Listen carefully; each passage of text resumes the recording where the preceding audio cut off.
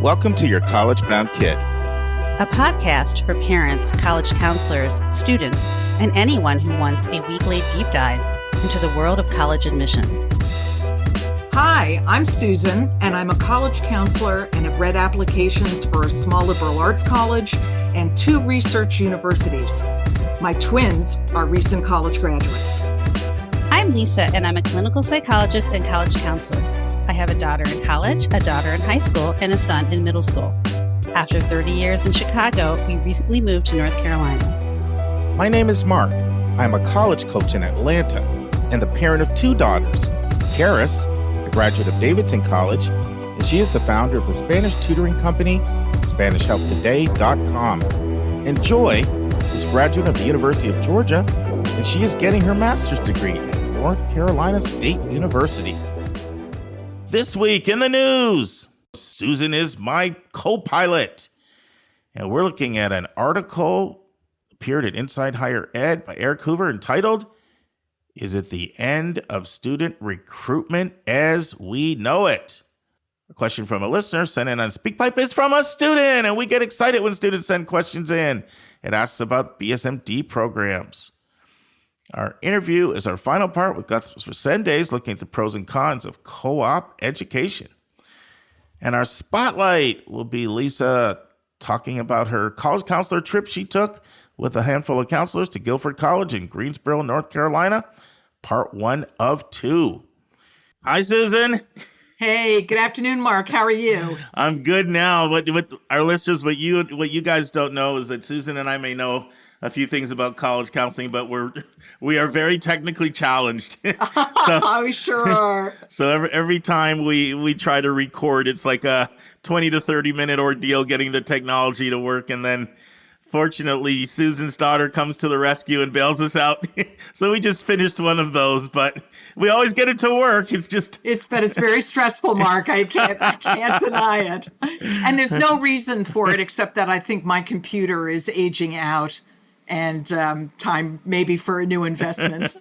I hear you. I'm just such a cheapskate. Well, I don't know about that. I think that after doing this for over 6 years, I should be better at guiding you. But listen, you have an admissions tip I'm excited for you to share, so take it away. I do. Well, it's something that college counselors, I think, and a lot of admissions people too, right now, let's see, we're recording this on May 25th. So we are still in the throes of the waitlist season. We've had a couple of rounds of movement that started actually before May 1st, late April, just around, April 20th, 25th, some colleges started going, and it's going to keep going for probably another month.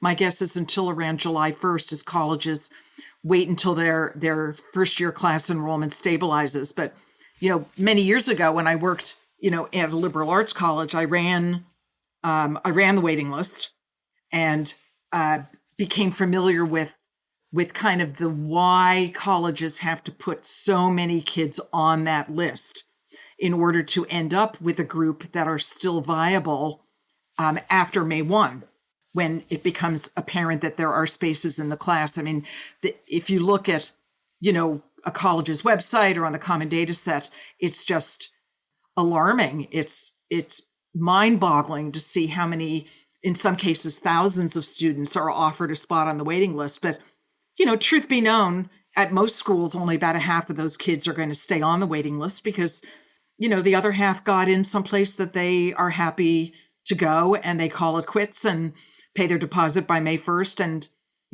it's over. But by the time you have see what you're working with on the waiting list, you need to have enough numbers, and you have to, in many cases, have enough gender and enough diversity so that you can, as an enrollment manager, bring your class to the balance that you're looking for by using the waiting list, which is really what that's all about. So an awful lot of kids opt on to staying on the waiting list, and they work hard. They write their letters of interest, and they, do whatever the college has encouraged them to do. In some cases, that's open-ended. In some cases, it's extremely limited. And then they have to hold their breath and consider whether or not. Then they get an offer potentially, And some students are like, wow, I'm not really interested anymore. Thanks for the invitation, but I've kind of fallen hard for the college that I chose, paid my deposit. I'm on the Facebook pages. I'm getting my roommate, looking at dorm rooms, having fun. So colleges, unless they're at the very top of the pecking order, often find those waitlist students fade away pretty quickly. But Mark, you and I were discussing before we started that we've seen a lot of activity this year, which I think it makes sense given the unpredictability and the volatility of numbers in the last couple of years. Colleges just needed to have more of a cushion to consider holding on to. And now I'm having some families tell me that they are being asked if they want to stay on what's called a summer wait list, which means they could basically just sit around for another month or so and wait and see if they have any what's called summer melt, which you and I know means those kids who pay their deposits and then either during the late spring or the summer decide that they are going to take a gap year, or they get an offer from another college, or something happens where they're just simply not able to go. But the colleges that I've read applications for in recent years, you know, you've probably heard me mention that I've been what's called a first reader, meaning I'm involved in the early triage, and every college does that a little differently, but it's often done at selective universities to whittle the pool down so that they have a viable group of kids, any of whom could be admitted. And then you start filling your buckets and your institutional priorities, and you see what happens. But in my role as kind of that initial part of a triage team, we are told up front in our evaluations to be thinking long-term, even to the wait list. And I think that's important for families to know, that colleges see this as a multi-step, long-term evaluative process during which the institution's priorities may change. So the kid who was an easy admit, regular decision, that's great. Let's say they get in, but the college may be looking for some different qualities, different strengths in the waitlist review. So as readers, we have to be paying attention not just to the giant ratings, but to the minutia of an application, where we're really looking for potential contribution of the student to the campus, not a hook, for a well-rounded student. And so many of the kids on the waiting list are just terrific, well-rounded students and potential citizens, right? But that's where we have to have enough in the evaluative material for the waitlist readers to come back and be able to grab those kids. So parents, if you're listening, I guess my word to the wise is, it ain't over till it's over. And the process can continue longer, as challenging as that can be to the kids and to the parents who want it to be finished. And I agree with you. I think that's ideal. But that good things can happen, you know, during the month of May and even into the month of June. And the care the student takes of their application as they prepare it can have long-term positive consequences. Yeah, and friends, if you want to hear a good interview on this, when I interviewed Gary Clark from UCLA, and I asked him what would he like to talk about, you know, he said, you could actually help me if you could allow me to explain why our wait list is so long. I get bombarded with that question constantly, and of course, for them, they're really just working with two levers there, because they can't use race and gender and some of the other things that, you know, that schools don't have state laws, you know, prohibiting them from doing that can. But for them, it's just, what is your major, and in-state, out-of-state. Absolutely. It's in-state, out-of-state, and what is your major. But your point is well taken. Like, you start out with this really long list, and then half the people, and depends on the brand of the school, the percentage of people that opt in, but 50% is a pretty common number for a fairly selective school, but some cases 30%, 70%, whatever.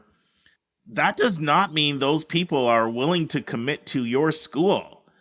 I think one of the reasons why schools have been going to the wait list earlier is because, you know this, Susan, and I know this from doing admissions, it's when you waitlist a kid, especially if you're not the biggest of the brand names, you do make it harder to yield. Absolutely. Because somebody else is showing them the love. And it's sort of natural to, maybe there's another visit to campus or connecting with, getting in Facebook group, whatever, and so that place starts to spike up. And so a lot of times you don't get those kids. I was having a conversation with an admission officer about this recently. We put out feelers to the wait list, and boy, some of the people that we thought were so gung-ho, they don't come through. So that's another reason why you have to have that long list. It also makes sense you're looking for different things, because at that point you really have a good sense of what most of the class is. Yes. So you really can go back and look for niche things. And like you said, not necessarily hooks. You might be looking for some personal qualities more that you'd like to see more of in the dorms or whatever. Right. And that's probably very true, most true at the liberal arts colleges where residential. Yeah. And where the choice of major probably, you're being admitted to the whole college basically. Correct. And not, they pay attention to it during the reading process because they don't want to overstack the majors that are already incredible. In fact, I was laughing saying this. I had this conversation with somebody the other day because when I was working in liberal arts admission, the default majors were English and history. And if you didn't know what else you thought you might want to major in, there was always English and history. And then psychology crept in there and economics crept in there. But now it's flipped to, biology, psychology, economics, whatever else is on the hit parade. Comp sci is at most of these lots of these liberal arts schools. That's right. Very popular too. And now English or history is a hook. Yeah. Because it's they're under-enrolled majors. But for the schools, like the university that I've been reading for the last couple of years has a business school, an engineering division. Comp sci was in both engineering and in liberal arts. There was kind of a BA and a BSc or something in there. So the wait list has to move individually. Sure. So some schools will take liberal arts kids off the waiting list, but will not admit. So for the student who doesn't have a second choice major, this is where they, if they're, business first choice, one of the professional, nursing all the way, whatever, they're not going to get an offer if they don't have a second choice liberal arts major, perhaps. Now, if they're not going to go to college in the liberal arts, then of course they've got to make that decision, but they've got to understand what that means. I think it's always good to have a second choice major in the arts and sciences if you're applying to a professional school. Well, thank you for that, Susan. Our admissions vernacular is HWC, and I know we have a lot. You have HBCU, Historically Black College and University. You have HSI, Hispanic Serving Institution. Do you ever hear that term, Susan, HWC? Historically white? No, you know what it is? I had not seen that, but when I was researching and prepping for my script spotlight, I was historically women's college. I read so many scripts articles and referencing HWC, but it's not a term that you really hear a lot, is it?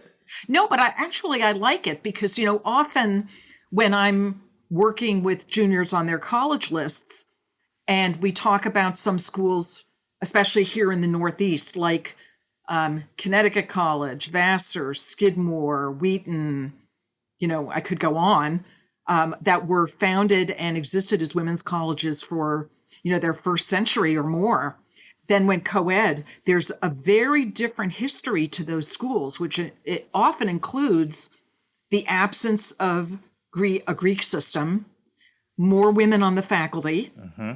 Usually a lot of the visual arts tend to be more developed, I find, than some schools. I suppose, but also real strength in the sciences because these women's institutions were determined to position young women for success in STEM fields. I'm talking about 100 years ago. Sure.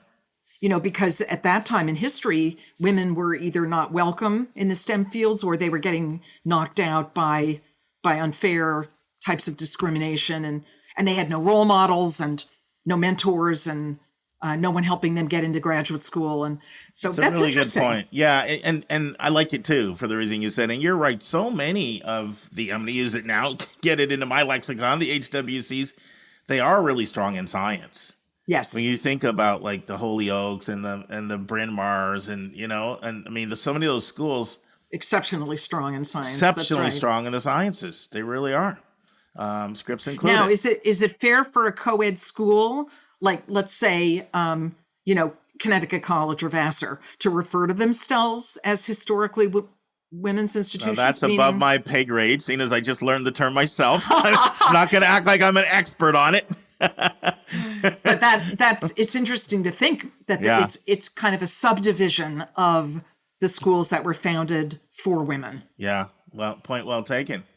So our big number today, shout out to a listener. I'm not going to mention their name only because I didn't ask for permission, but they're in Michigan. And they sent me this article. I really like the article so much so that I want to take it up with Dave in our Next in the News, because Dave's Mr. Real Estate. Yes. And the article has to do with the housing crisis in the University of Miami.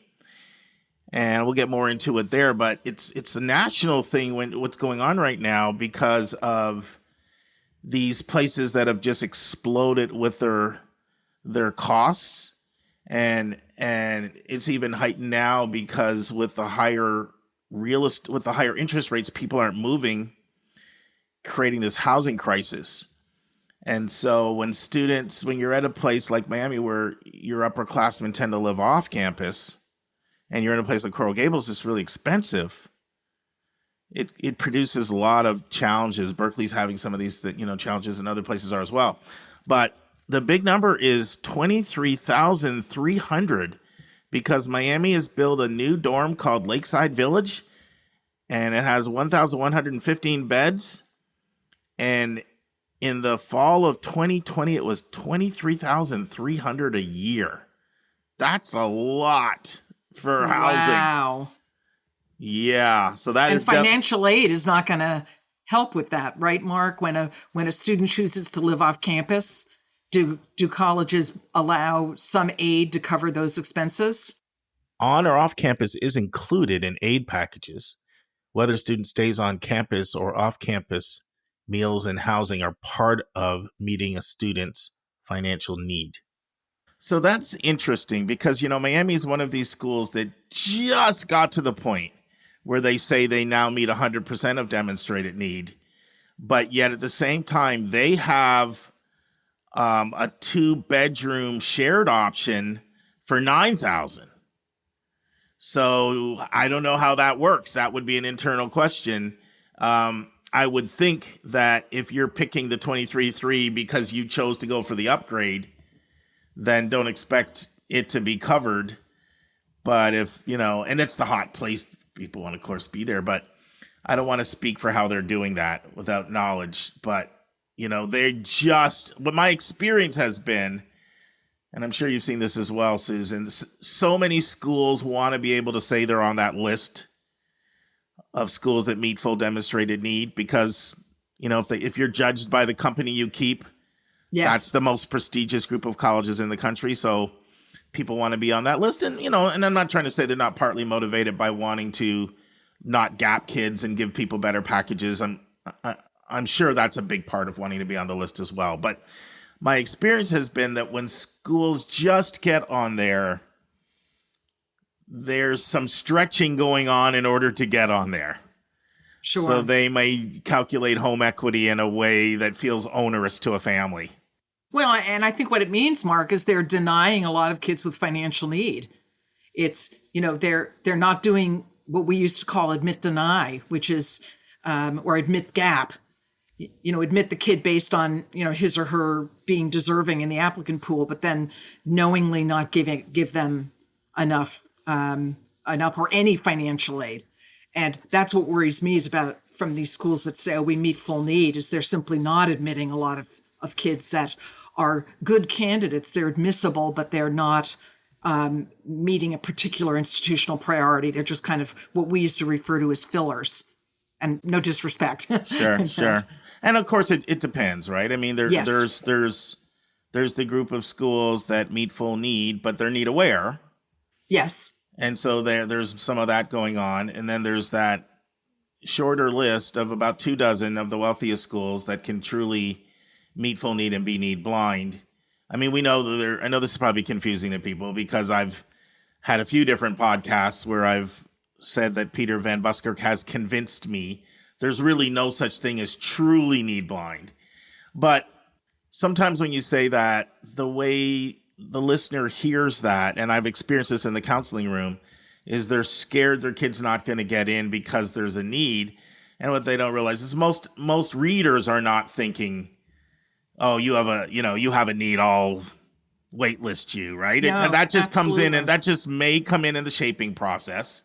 And it, depending on the resources of the school, it might not impact, all, or in some cases, it's small numbers of applicants. Like if you listen to Haverford and Wesleyan, two schools that finally, out of full transparency, said that we can't say we meet full need and we're need blind. We do want to continue to meet full need, so we're going to stick with that.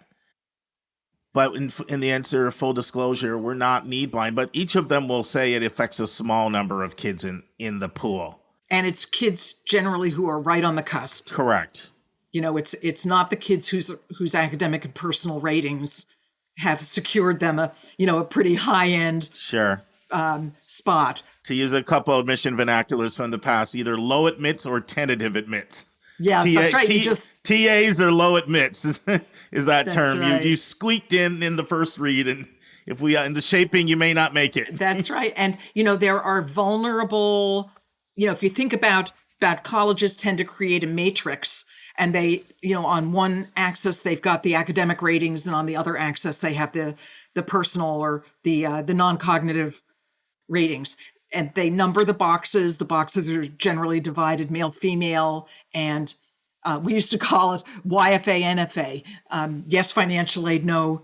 But there were boxes on that matrix, that graph, that were vulnerable, and colleges in their own internal speak, it's the today we're in committee, we're going to be looking at the 4 4s or the 7 3s or the, 10 12s. Everybody knows where that vulnerable line is, where it's probably less than a 50% acceptance rate anyway in those boxes. Mm-hmm. And then the dean makes the announcement that you have to recover, kind of, if we went out today with this group of admits, we'd be, $1 million in the red. Yes. In terms of the projections. So in committee, we are going to be recovering. And when I was a territory manager, this was back at the Liberal Arts College, I was a territory manager, so I had the entire state of Connecticut. I had half of New Hampshire. I had all of Metro New York. I had to come to committee by territory. And for example, Connecticut is divided into, I think, or it used to be divided into about 5 categories. This is the enrollment planning service of the College Board that helps with these territorial divisions. And I had to be ready, any territory where I had more than a 33% acceptance rate going into committee, I had to be ready to pull, bring sacrificial lambs forward. And, that's how territory managers work. I'm glad you shared that, because I think that's something we probably haven't talked about as much as we should. And I think that's interesting to people, how the sausage is made, is that there's always eyes on, is the calibration happening correctly, or is there a subcommittee that's admitting more people than they should? And then there's oversight on that, to ensure, because I mean, you have a finite number of heads and beds, and if one committee is sort of out of whack with who they're admitting, I mean, then that's somebody else is getting shortchanged, and so there's oversight. Absolutely, in the office from senior people that are checking to make sure. There's a lot more accountability, I think, than people think. Yes, absolutely. It's not just, I mean, obviously there's lots of models out there. I was having a conversation with an admission officer recently, and he pretty much makes the call, judgment cases go to committee, but it's an auto admit situation. And so there's so many different models out there that we always have to, I think, emphasize that as well. Absolutely. And now it's time for Hot Topics in the News.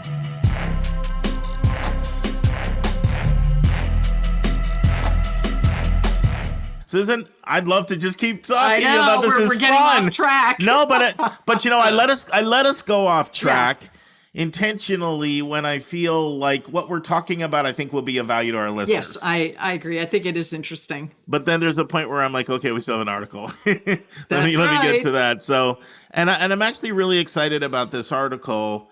One thing I've learned in year 6 of doing this is sometimes we get our best response from a topic we haven't actually covered before. There's so many things we have to keep coming back to because they're so important. Of course, we're going to talk about things like the enrollment cliff and how changing demographics impacts admissions, or what's going on with affirmative action or test optional admissions, or changes to the digital SAT. Like, these are things they're so important that they're worthy of multiple subjects and multiple conversations. And I just threw out 3 or 4. We could have thrown out another 5 or 6 completely different ones. But when we hit a brand new topic, and that can be true for an interview too, like we still keep getting a great response, from Allison's interview on anti-Semitism and how to know if a school is supportive for Jewish students. Like, that was a new topic.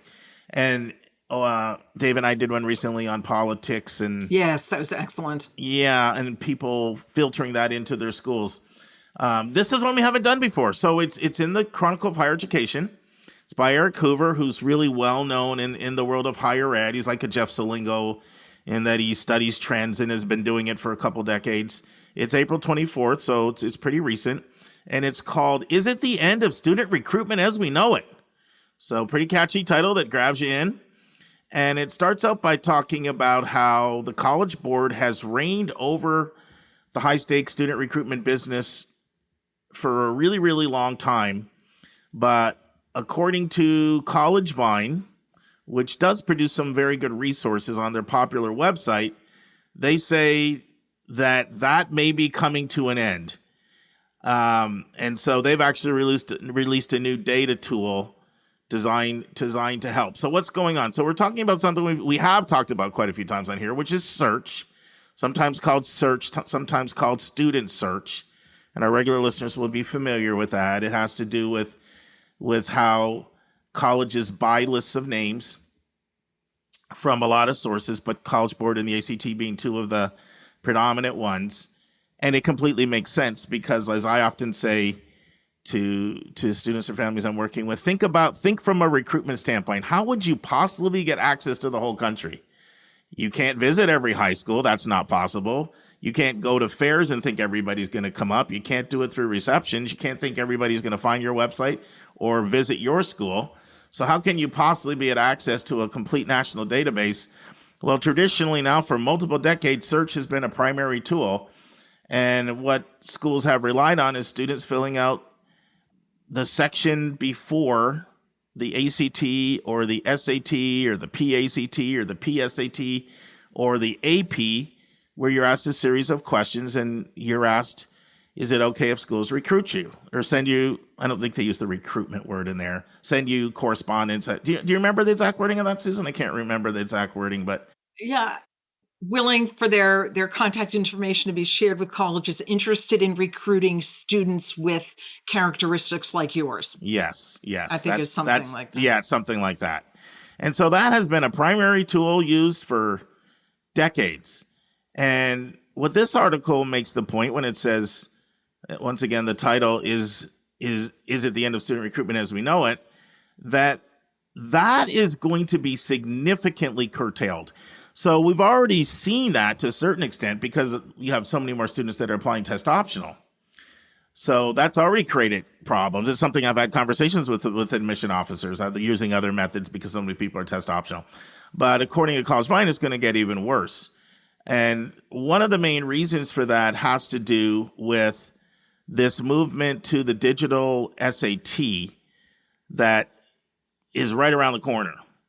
And it has to do with laws that are in place, privacy laws, that say that when a student is taking a digital SAT in a school setting offered for free, then the College Board cannot purchase names and start marketing to students. And so it's an interesting article because Vine has done their research about how many less students they're going to have access to. And College Board appears to push back against it. But then Vine also pushes back and says, you're using current year data, but we're not talking about now. We're talking about what's going to start happening in 2024. That's when you're going to see what they refer to as almost a second enrollment cliff, which is maybe pretty strong words, but making the point that they're not going to be able to have access to the same number of students that they used to have. And then they do talk about the fact that College Board is trying to get around this through their new recruitment bucket called Connections. So I'll just read a little bit here from the article. Teenagers who take only in-school exams and who don't opt into search some other way, such as by taking an SAT on a Saturday, they won't end up in the big old name buy bucket like they did in the past. To account for that change, the College Board is creating a second recruitment bucket called Connections. Starting this fall, students who take a school day exam will be asked to share their cell number with the College Board, which will then text them a link to download an app through which they can get their scores and some general advice about applying to college. Test takers can then opt into Connections, which will include profiles of colleges, and students can choose when or if to share their personal information with a particular institution. So Vine is making the point that is not going to be as effective. Here's another quote from the article. According to College Vine's projection, the impact of these changes to search will grow larger over time. As more and more students will have taken only digital exams, the company estimates an 11% drop in search availability of names for the fall of 2025 relative to the fall of 2023. For the fall of 2027, it projects a 38% drop. The potential impact will vary from campus to campus. And it basically goes on to say that, if you are a small endowment college, it's kind of operating at the break of even sort of place. This is setting up to be a financial apocalypse. For other schools, maybe it'll just be business as usual. And it goes on to say this is really going to impact first gen and under-resourced students more because they are more likely to only take it for free in a school, where more well-resourced students will likely also be taking it again on a Saturday. And then College Board will probably capture those names, but they're not going to be able to do it because of privacy concerns for the people that only take it in school. And it says College Vine projects that for the fall of 2027, there'll be 54% fewer names available for students living in California and 37,000 fewer search inquiries from Hispanic students in Arizona. And they reached out to College Board, and College Board's, doesn't necessarily, there's a little bit of a disagreement on how much they will be impacted by this. And it goes on to talk about College Vine has developed a new tool called their impact calculator that enrollment leaders have access to, where they can enter some basic information about their institution, including how many name buys they have through search, as well as rates of applicants, admissions, and yield, and the percentage of admitted applicants who enroll. You enter those numbers, and it will allow you to see a projection of how changes to the name buying service could affect the number of inquiries and students that it receives. So this is not meant to be like a big promotion of College Vine's new tool, their impact calculator. It's just meant to bring to the discussion the fact that search may be less effective or may have to be different because one of the main ways that colleges have relied on to get students into their admissions funnel is going to be not completely obliterated, but less effective as before. So I don't know, that's I think a overview of the article. Susan, take it where you want to go. Well, and great overview, Mark. And I have to admit that some of this is very confusing to me. And I've been a on the college side and a user of the student search service. And then as a counselor, I've seen the effect that the student search has had on families. So I have a variety of perspectives on this, but student search, I find, has been pretty darn detrimental in terms of fueling the fire of selective colleges that are basically using it as a tool that we have nicknamed recruit to reject. And it's starting now. The parents that go on Facebook pages and go, hey, Harvard's recruiting my child, and they're flattered, but they don't really understand how little information a college has when their child's name gets picked up through the student search service. There's a range of PSAT score. There's zip codes, which have a lot to do with affluence and resources of areas. And there's some racial stuff in there. We don't know how the affirmative action case is going to bring down the use of race in this form of recruitment. I think that's going to make a mess of it as well. I mean, the value for me of student search has been for colleges trying to reach kids who are otherwise out of the loop, where they may be first gen, they may be in under-resourced schools, they don't have college counselors, maybe they're lucky and they get hooked up with a community-based organization or not. Hey, Susan, did you ever hear in the news we did? It was called Point Counterpoint. Yeah, I did it. I was where we were reacting. Oh, was that you and I? Was Rick and Brennan? Yes. Yeah. I'm like, did you ever hear it? And I did it with you. So we talked about this a while ago. Was that this college connections business hadn't surfaced yet? No. So, but I really see both sides. Both sides have very good points, right? So there's the Brennan side, which is it gives false hope. Yes. Which it does do. I oftentimes say, how can you blame parents for not understanding how hard it is to get into schools when it's trained so drastically from when they went, and then their kids getting all this mail? I totally agree. But, I've talked with Rick about this, and he says, we have rural kids at our school who would never be there if we did not send them mail. Right. And so that's the other side of it. That's a valuable use of student search service. But, right. When the kid in Winnetka, Illinois, or Scarsdale, New York, or, Malvern, Pennsylvania, gets mail from the University of Chicago, and it doesn't stop. It used to be that colleges sent one mailing. Yeah. And if the student didn't respond to it, they weren't actually officially in the prospect pool. If the student didn't respond to the search contact, whether it was a flyer they got in the mail or an email, then that became a dead, so to speak, prospect. That's not now true anymore. Colleges, they don't stop. And, if colleges were using it like Rick Clark suggests, tremendous value. And that's the group, though, that's going to get lost with the digital school day administration beginning with the PSAT. Now that's not this year. We're on our last. Well, the paper. digital PSAT will start in October. This fall with the juniors this fall. Yeah.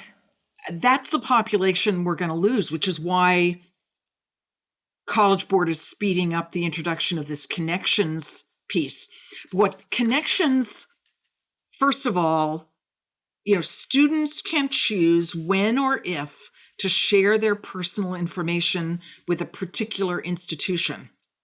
So what I don't understand is, are the colleges going to be putting themselves out there, reaching out to students based on a a search, like Rick Clark talking about the rural, less sophisticated Georgia kids? Or is a student going to have to know when they get the connections email and they join that service, they're going to go in and pick the colleges? So how is that going to help anybody? This is the piece that I'm not I'd like to see a walkthrough of it. Yeah, and I need to see a walkthrough as well. Now, according to this article, they do. It's a series of steps that the student has to take, including selecting the college. And one of the points College Vine brings up is that a lot of people are going to be lost in the process. Yeah. I'm going to actually read another quote on that. So one of the reasons why College Vine doesn't believe that Connections is going to be that effective is summarized in a quote. So here's what Basakar, I don't know if he's the founder of Vine or the CEO, but he's the leader. Yes, he's the co-founder and head of college counseling for College Vine.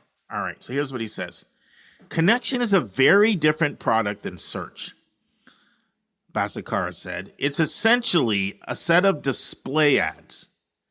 First and foremost, it's not even super clear that students are going to stick around on the app once they get their scores. They're going to log in, get their scores, he says, and a lot of them will probably leave.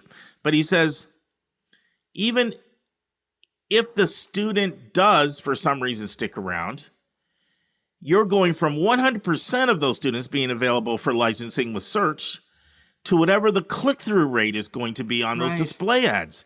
At best, maybe 2 to 3%. Given those two elements, Connections can't really do much, if anything, to offset the decline in search participation. So, that's his point. And of course, they've developed a product.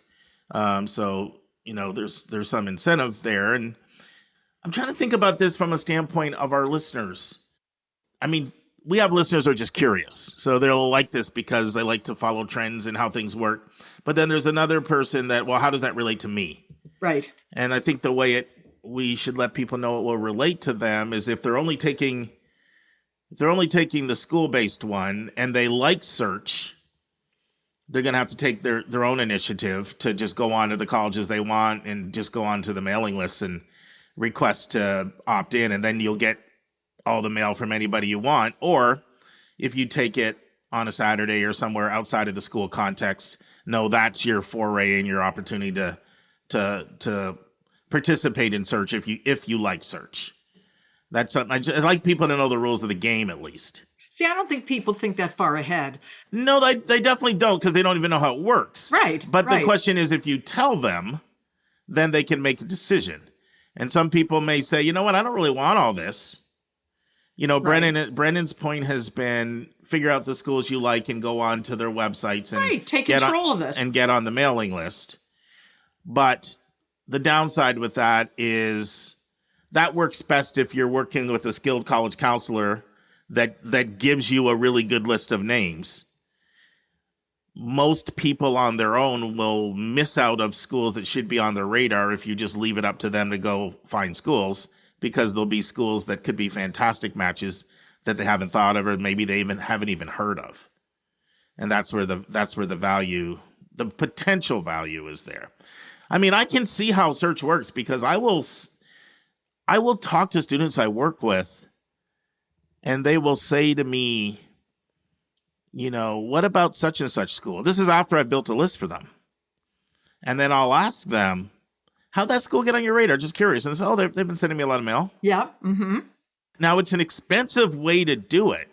I attended a really good presentation by Rick Shaw, who's over Stanford's office, on search. And it was really admissions professionals in there. I was one of the few people on this side. And people were really transparent at sharing their success rate from search. And it's quite low. Very low. Yeah. And there's correlation with brand name, which makes sense, right? The Harvards, the Yales, the Stanfords, the Princetons, they get higher response rates. And that's the group that I have the biggest problem with, Susan, because they're the ones I see sometimes acting irresponsible with who they send it to. Yep. And they're the ones that they need to know how somebody's going to react when they get recruitment mail from Harvard and Princeton. Yeah, but they know. You don't think they know? They know exactly what they're doing. Of course they know. Because, I mean, I remember being upset with you back in like 2003. Oh, yeah. As somebody in mind who I'll mention when we get off air, that you'll remember that Harvard was sending stuff to that really bothered me. And of course they know, because how many times have they been told this? Right. Which really shows that they really, no matter what they say sometimes about access and everything, they don't really want to expand the size of their schools. Like, they love their scarcity and they love their low admit rates. That's right. They want to have their diversity goals and work toward those at the expense of kind of the cannon fodder, the families that they're bringing in, pretty much knowing in advance that hardly any of them are going to be admitted. But they need the numbers. And it's a vanity. Some of it's just pure vanity. If it wasn't, they would not be using student search for, in affluent zip code areas to fan those fires of popularity. They don't need it. They're going to get plenty of applicants from those zip codes anyway. My single biggest problem isn't even the volume. I think I told you this. Karis got 29 things from Vanderbilt, and so many. No, I kept them for about 3 years, just because I was interested in how schools market. And then one day it was just like, you know how much mail that is. I kept literally everything in folders. It was a huge amount. Wow. But the thing is, it's not the number 29. It's how many of them were like full color glossy magazines. Yep. I can only imagine how much was spent just on the marketing production of that, let alone postage and buying names. And she never did anything to ever indicate any interest ever in Vanderbilt. We never visited. It was never a school that was of interest. Now, of course, she had me to guide her through the process, but somebody else would be like, this school is like they're gonna admit me. Look how much they want me. I don't know if they would have taken her or not. And what an expense. Granted, things got a little better when a lot went digital, but there's still a lot of paper, wasted. See, I told my twins not to check the box on their PSAT registration. And after the PSAT, they never took the SAT. They went straight to the ACT. So they never got a lot of the mail and I made sure they understood that we felt it was a good idea to opt out and take control over whose mailing lists, they got on. But again, you're saying... So you're saying this to someone with more than 40 years experience. You're not children, the average bear, Susan. The children. But this was the advice I gave everybody. I did.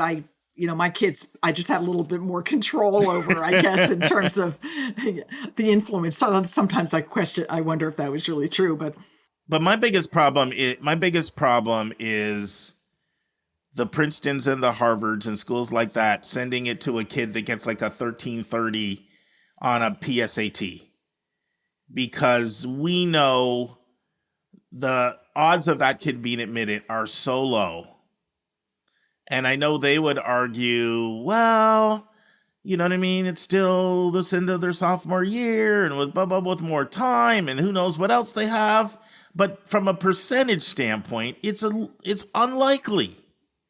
And so it really does feel like recruiting to reject. Absolutely. Now, when back in my liberal arts college days, we would use search as part of a longer term recruitment plan to develop a new territory. Mm-hmm. So, for example, I was tasked with doing some work in the southwestern states, as we looked at, this was one of the very first demographic enrollment cliffs that were predicted in the 19, what are we talking about?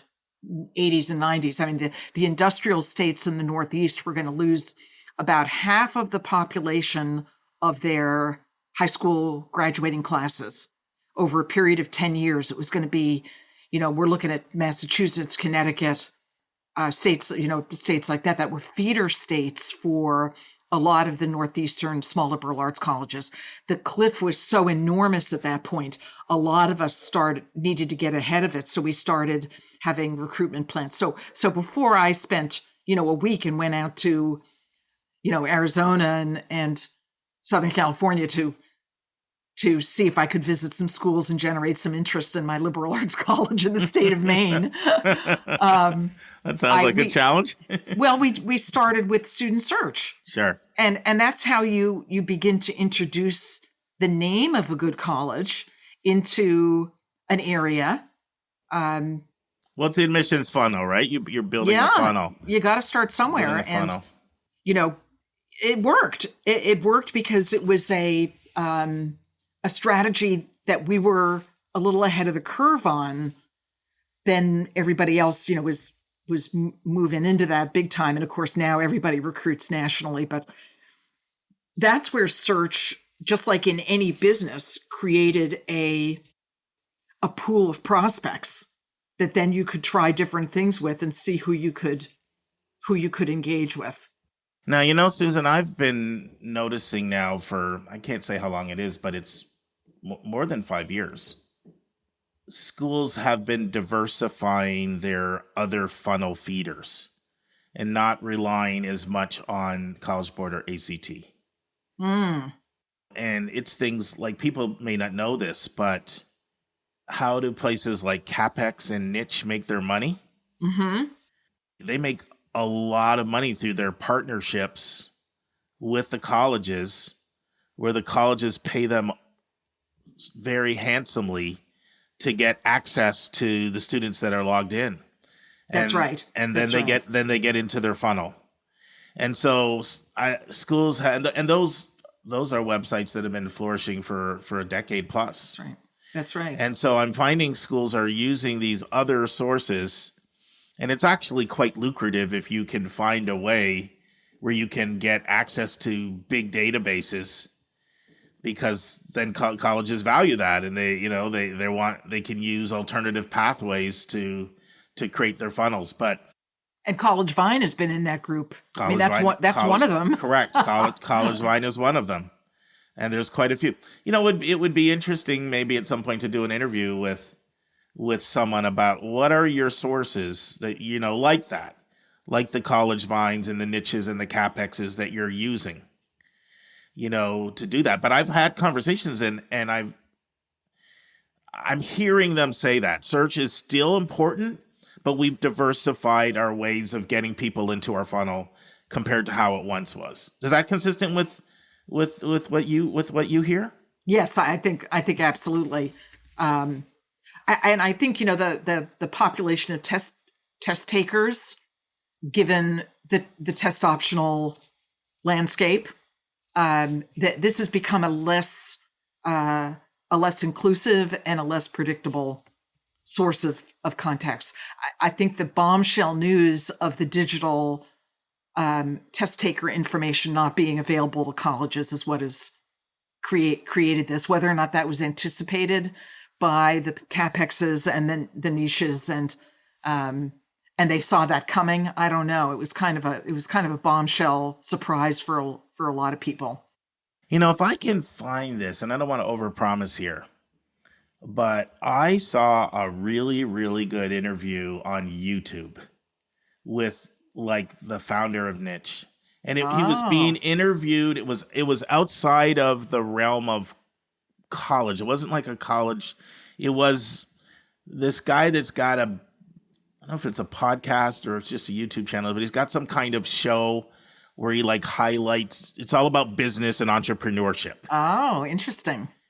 And the Niche guy was really transparent with his numbers, because the guy asked him hard questions like, how many colleges do you have? How much do they pay? Oh, and he shared that stuff. Wow. And I don't want to quote the number because I don't want to get it wrong, but I remember wow, this is really lucrative. When he shared how much each college pays and how many colleges they have.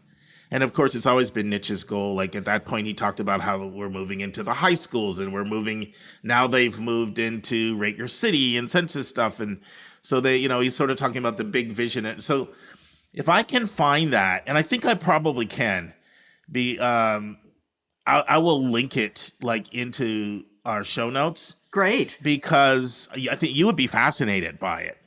I'll send it to you because our listeners may not know this, but they used to call me in grad school a sponge, but Susan matches me every step as a sponge for knowledge. She's always learning, always plugging into webinars and reading articles. And I would say our whole team's that way. Vince is always sending me stuff. Dave is sending me stuff. Lisa's sending me stuff. Linda, we're all sending each other stuff.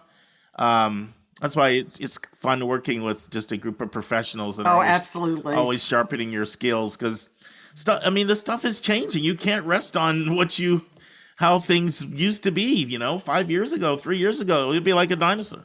We also have to remember though, that our listeners, and especially when you're coming through this with your first child, this is all they know. I know. And there are memories perhaps of, when they went through the college process, but there isn't this contextual, and how much this contextual history matters is always, questionable anyway. It's interesting to you and me because, we've kind of seen it unfold, but, I love it when I work with a new family and they say one of two things. They say, sometimes I grew up in another country and all this stuff is new to me, but sometimes they say, look, I went to college a while ago. I know things have changed, and I think you're starting in a good place. And what I don't like is when I hear them say, like, I'm a college grad. I'm pretty smart. I'm pretty sophisticated. Like, I think I've got this. And sure, I'm not saying that people can't provide help, but it's pretty complex and a lot of changes. And if you're relying on your knowledge of,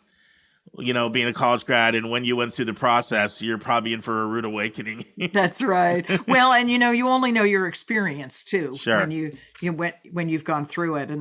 But I think you're in a healthy place when you start with saying, there's a lot I don't know, and I know a lot has changed. So I'm open to learning.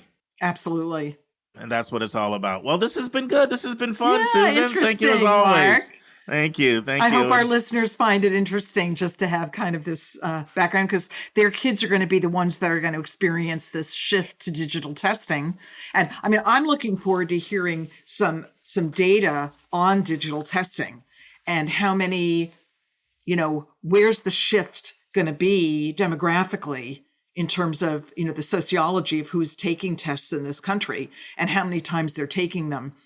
And I just, truthfully, my sign-off bit of wisdom on this is I think it has the potential to turn into something that will further discriminate against the kids and the families in this country who need the most help. Well, certainly the digital SAT, the new FAFSA, certainly once the affirmative action decision comes down, these are subjects we're going to have to come back to multiple times on the podcast. Brandon, he works at U Aspire, and I did an interview with him in year 1 on FAFSA verification. Oh. And so he's going to be coming on and going over FAFSA changes, and I'm looking forward to that. And we're in the process of lining up an interview on digital SAT. But, there's certain things you just have to keep coming back to because there's the explanation of it, and then there's what is the impact, influence, misperceptions, and so, over the next 12 months, these are a couple big topics I feel we have to cover is digital SAT, FAFSA changes, affirmative action, and there'll be others. Look at ChatGPT. ChatGPT. There's another one that just came out of nowhere, and people are really still trying to figure that out.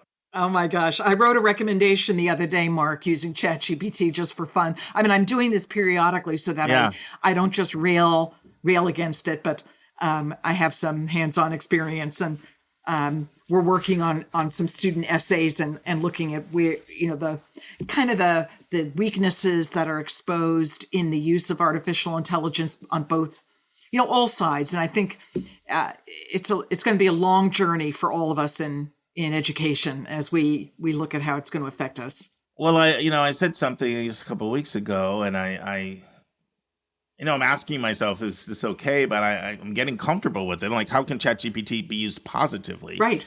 And I'm going to ask you this, because I'm not seeing an ethical conflict with this, but this when you read essays, I always find they're so much more powerful when it's first person active voice. Oh, yes. Right? I was climbing up the stairs and boom, the loud, and like you're right there and it's like you're in the moment. And sometimes I have struggled with helping a student learn to convert their passive writing and put it in first person active. ChatGPT you can read your third person and ask them to convert it to first person active. I'm not feeling like that there's anything ethically wrong with that. It was your writing content wise. What are your thoughts on? Well, that's the issue. Yes. Who wrote the first draft? Well, no. I'm talking about you. I'm talking about you writing the first draft. So do you feel like that's okay? Because I'm feeling like it is, as long as you wrote the first draft. Because teachers have been doing that for students for a long time and helping them as part of teaching writing, learn how to convert a voice. So it's not different with what's been going on. In some ways, you could argue it levels the playing field. Yes.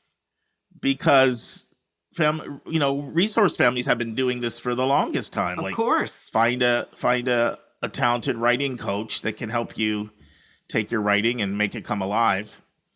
But there's it's always how much, right? It's like, it's kind of, even like when I work with somebody, there's a part where I'm uncomfortable with too much change because I agree. It's not fair for a school to think this is how you write when it's not really how you write. That's right. So there's a place in that. There's a place where some of it is legit, and there's a place when it's too much. It's really hard to just pinpoint it. It's kind of like it when you see it.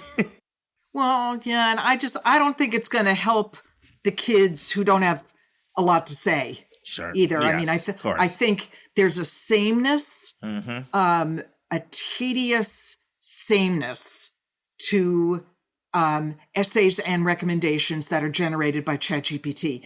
What I don't know is then if people are using them as first drafts and for brainstorming, then I fear that kids are going to lose their courage to say, okay, I've done some brainstorming with this AI, and now I'm going to make sure it's me in here, that it's my story, it's my emotions, my voice, my content.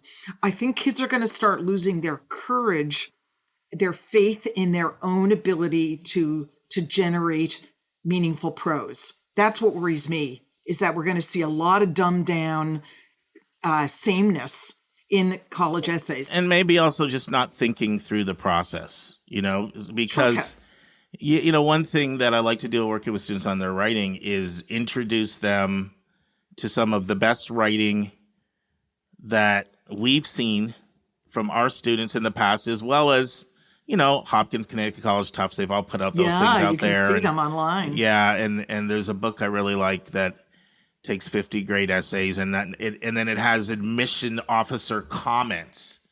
But what I've learned is I don't like to give that to people right away because I feel like they go right to that. Right. But once they do a draft, then I find it helpful to say, I want you to look at different examples of introductions, conclusions, transitions, use of first person active, the level of description, the picture painting, the multi-sensory writing. Yep. So to me, that's a balance because they did some work first. But if you just start with that, so that's kind of the fear. If you just start with ChatGPT, I feel you're losing your ability to improve as a writer. That's my concern. Yeah. That's exactly it, Mark, that we're going to be robbing kids of courage and faith in their own ability to write in meaningful ways. And that there's already been a dumbing down of writing in college essays because of kids trying to overguess what makes for a powerful, piece of writing. And, I'm going back and I'm saying content is more important than format. Everybody's all wigged out about format but content good content, well organized, written in an honest voice. You can't beat that. Well, Susan, I got to we call go. it a day because I got to jump into the counseling room. I'd love to talk to you tomorrow, but awesome. We'll see you next month. All Thank right, you. Mark. Have a good one. Take care. All right, bye now. Bye-bye. And now it's time for a question from one of our listeners.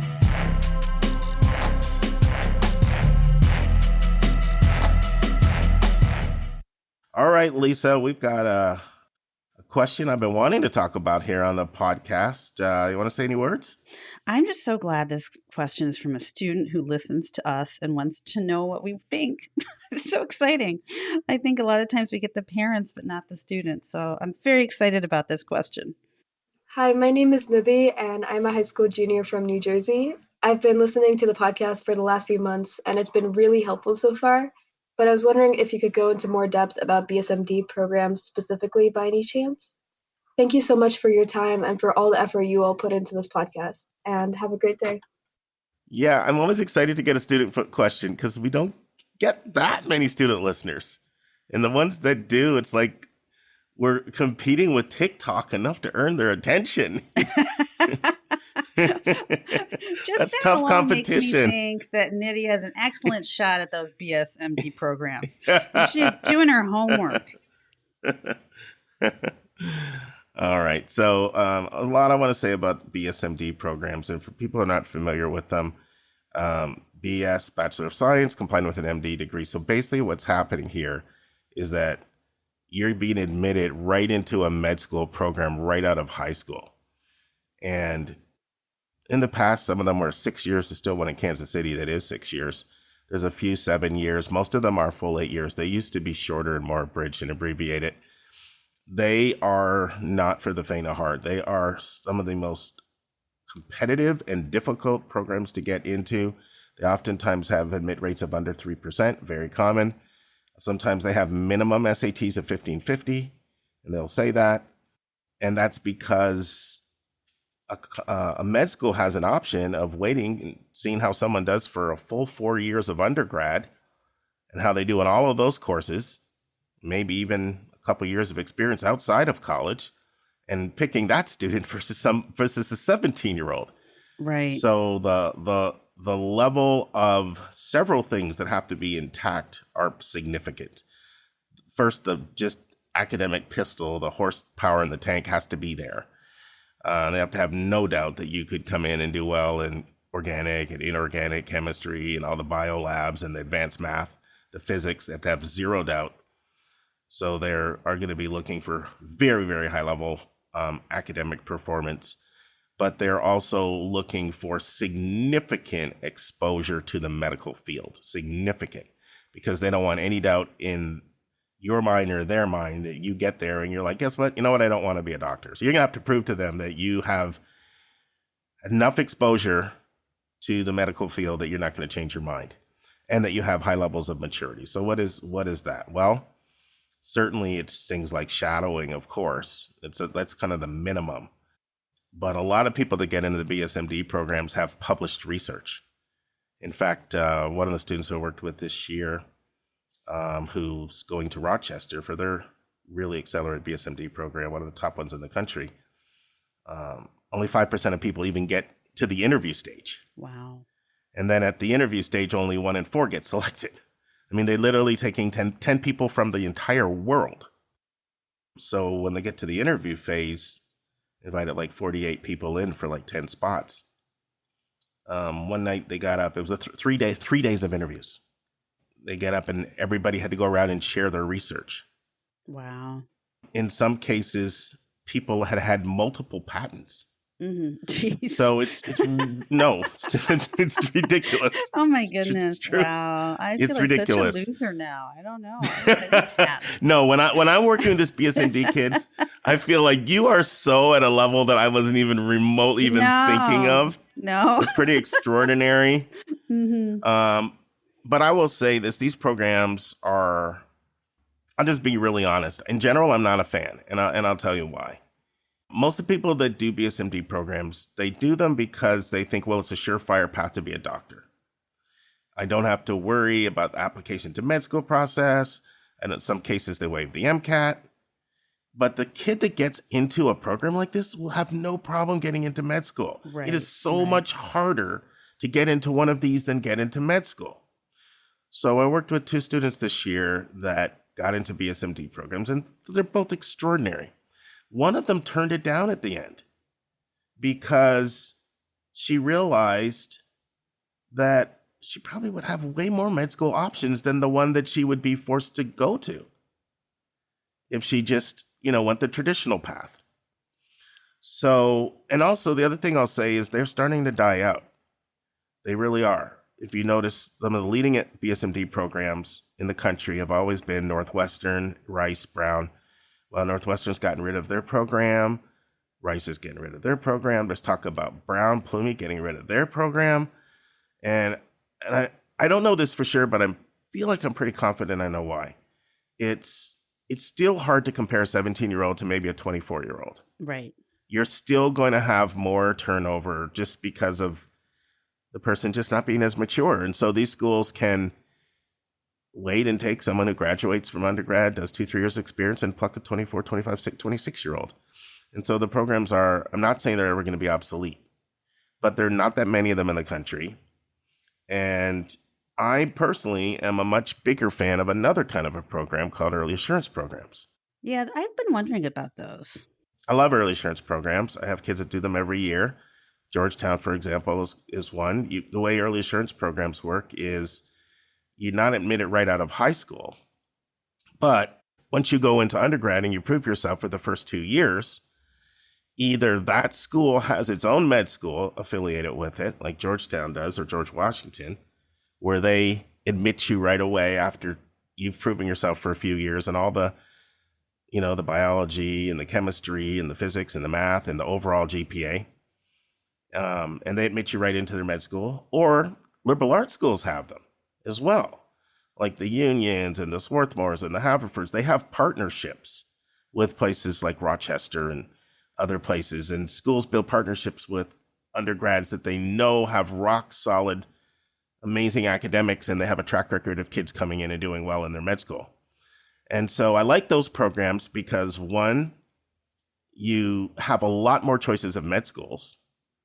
2, you're not locked in. You have a lot more flexibility. Now, am I completely against BSMDs all the time? No, there's a person for whom they're good for. I have another student doing one at University of Alabama, Birmingham. Once again, this was the top student in not just his school, but the entire region, because they're so competitive. One of the advantages of them is you get into a medical community really early. So if you just absolutely know that you eat, sleep, drink, breathe medicine, and you like the idea of coming into a cohort at 18 with another 10, 12, 14 other doctors and having that community, that can be really powerful. And so for that person, it's great. But I just find most people think that it's giving them a better chance at being a doctor. And I will say that you'll have more options as a doctor if you go the traditional path. Because these programs, like the ones that still have them, like Pittsburgh, for example, Pitt's got one, Case Western Reserve. Like, do you know how you have to walk on water to get into these programs? Yeah. And there's the perception that it makes it easier to get in med school. And I actually think you'd have, just from my experience with working with, I don't know, I've worked with at least 80 students that have become doctors, maybe over 100, maybe. And I have a sense of the kind of kid who's going to be able to get in med school. And these kids are so extraordinarily beyond other kids I see getting into med school with med school options. I think they're short selling what their other options could be. Questions at all about anything, Lisa? Oh, I mean, I'm just in awe of the kids who get in and have all this stuff done. But I also do think, I always talk about identity foreclosure. You're making a decision for yourself at 18 that may or may not be the best fit for you when you're 22 or 23. You're kind of going in blind. So in that sense, I think an early assurance program probably gives a kid a lot more options. But it's like anything else. For the right person, it's great. It's just the right person's pretty rare. And that's important because I think of the kids that, you said it perfectly there. For the right person, it's great, but that really person is really rare. Like, I have people that have done them, have them doing them now, and they're glad they do them. So I would never say never. But what I find is the mindset of people going in, there's a little bit of anxiety. I need to do this because I want to become a doctor, and it feels like a guaranteed path. And I just can't emphasize enough. If you're strong enough to get into a BSMD program, trust me, you're going to have no problem not only having med school options, but usually more med school options, or a different caliber of med school than you might have. And that's where I feel the disconnect. Now, these are extremely popular in the South Asian community. Extremely popular. I think I might have told you this, Lisa, 8 of the last 9 students that I've worked through this process have been South Asian, either Indian or Sri Lankan. One family I worked with who's actually in a program, another student who's in the BSMD program in Florida, his mom had done the program himself, Indian doctor, and she said to me at once, she said, "Are you taking into consideration as you work with my son that these schools don't want to be 80% Indian? Are you factoring that in? Because I know for a fact they don't want to be 80% Indian." So they're incredibly popular in the South Asian community, a little bit in the South Asian community too.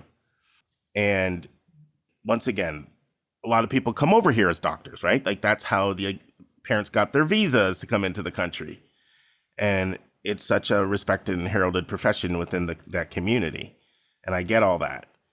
What I don't like is the sense that this is my best avenue toward being a doctor. That's the prevailing notion I find when I go into a conversation with the family of BSMD. They think that this is my best. They think either because it's a guaranteed path, or in some cases, and it's not always the case, some of them required MCAT, some of them waive MCATs. But most of the time they're waiving MCATs, and so the fact that they're waiving the MCAT because you're right into the program, normally with the early assurance, it could be either way. Early assurance either waives MCAT or they require MCAT. So the fact that that's a huge stress off people, not having to worry about MCAT. But here's what people don't realize. The testing requirements are so high to get into these programs that the kind of person that gets in would not have a problem with the MCAT, because these tests tend to be correlated. The people that do really, really well on SSAT do well on MCAT, do well on LSAT, do well on GMAT. Like strong test takers are strong test takers. So the idea of I don't have to take the MCAT, oh my goodness, so much stress relieved, I personally think they're overblowing that. Like when you're getting your 1580, 1590, 1600, 36 ACT, you're going to be fine on the MCAT. So now listen, could somebody drop out? Of course, they're not going to throw you in jail, if you could. I hope not. They'd have all these people with patents in jail. That'd be silly. I know. It's an extraordinary group. And I certainly could see the idea of I want to be with this extraordinary group of people at 18. And I certainly feel like when I think of all the students I have that are in these programs, I will say this. I feel like they have had significant exposure to the medical field that I would be flabbergasted if they've changed their mind. Right. These are people that literally at 14 were doing some extraordinary things. And by 16, it was ridiculous what they were doing. So it's a little bit of another world I can't relate to. It's otherworldly, but I am always admire them tremendously for it. But what I have been able to counsel out a lot of people from BSMDs to early assurance. And there's another part about them that I would be remiss to not mention.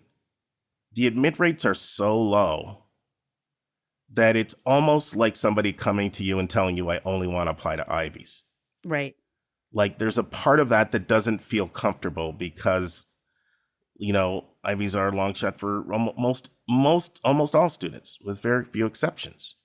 And so people potentially are really setting themselves up for disappointment. And I see a lot of people that have the mindset of, if I get in a BSMD program, I'm successful. If I don't, I'm not. Right. And it's that kind of binary thinking I don't like.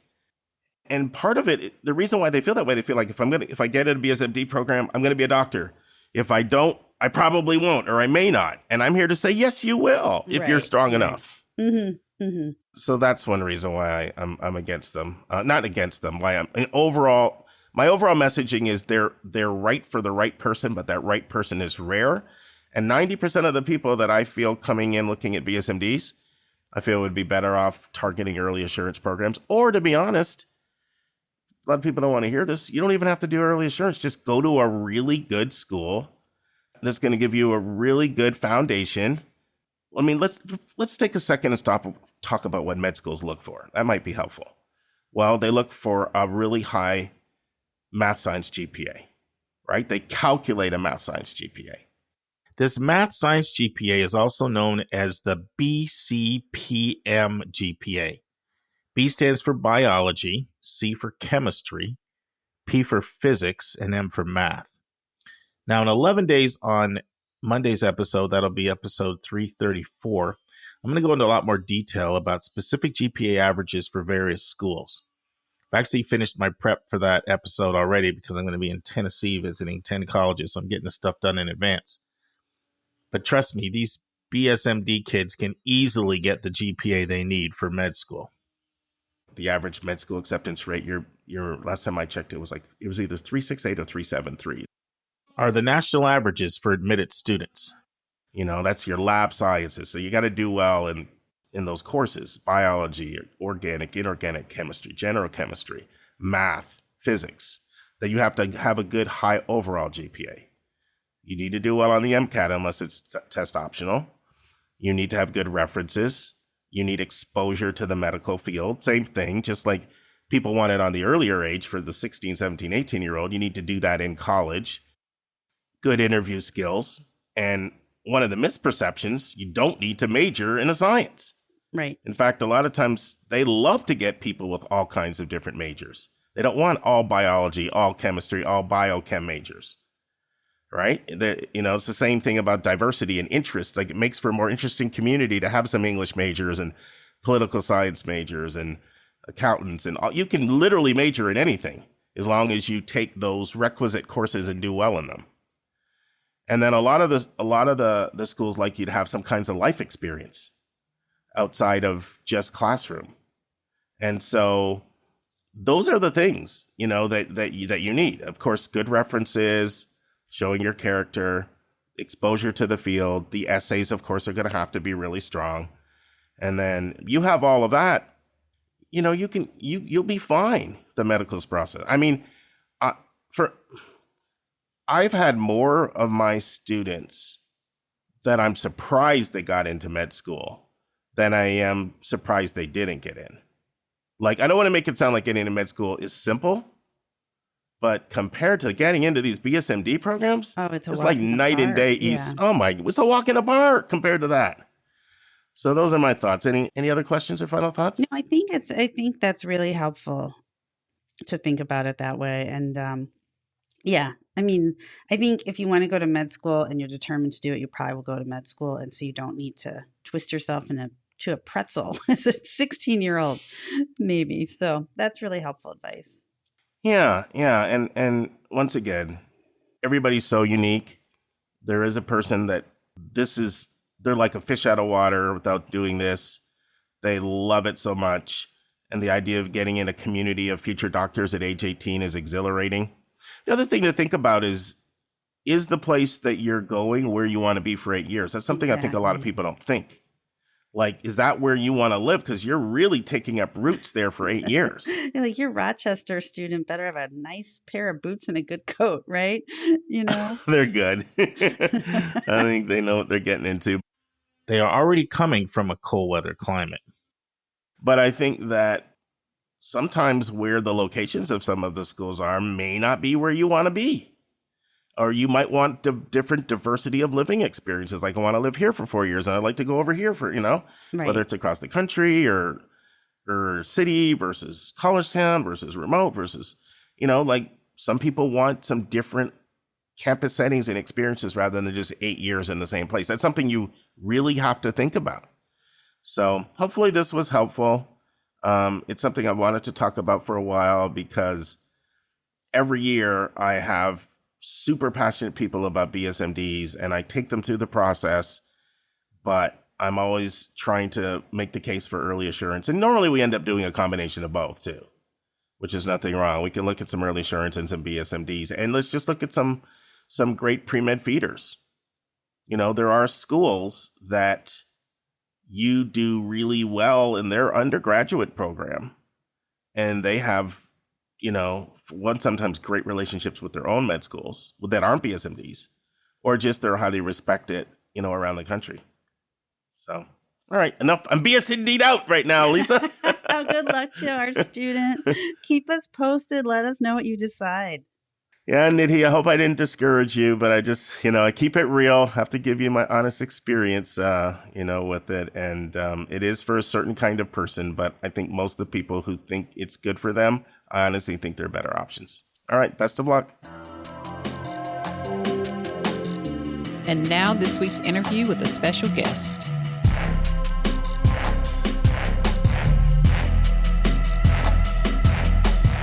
Friends, hopefully you've got to hear part 1 and part 2 of my interview with Gus Resendiz, talking about the pros and cons of cooperative education.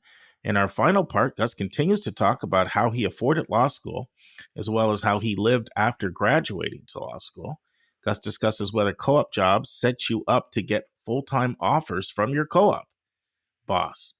Gus talks about the ROI of a co-op. Gus talks about how co-op experiences impact classroom discussions. And Gus goes on the hot seat in our lightning round. Listen and enjoy. And there's some gaming. I don't want to say gaming, but there's some strategy around where you go to law school, right? So I was going to ask about that. I started to talk about my professor that turned me on to this UC Berkeley program.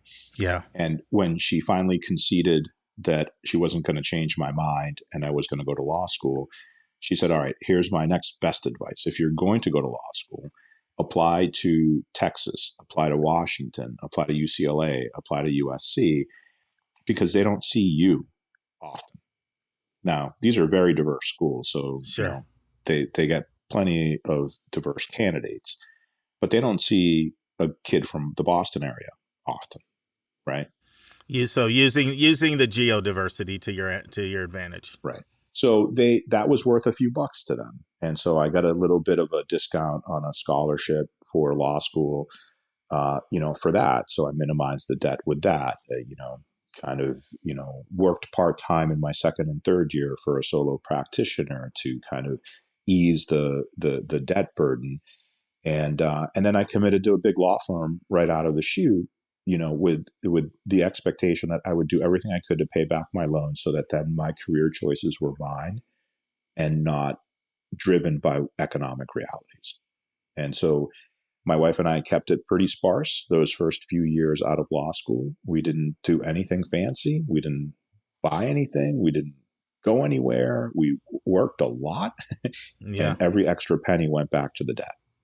Good for you. Discipline. Did you find in your co-op programs that employers were looking for potential people they may make an offer to? Yes, for sure. Yeah, I mean, that was the goal. I mean, I had a buddy who, one of my roommates who really hit the home run with co-op and was at one of the big accounting firms. I guess it used to be like the Big 8 or something, and now it's like down to the Big 4. But he would work the tax season every year, January through June. That was his 6-month co-op. And he would work, he was working 80, 90 hours a week. And he was getting paid by the hour.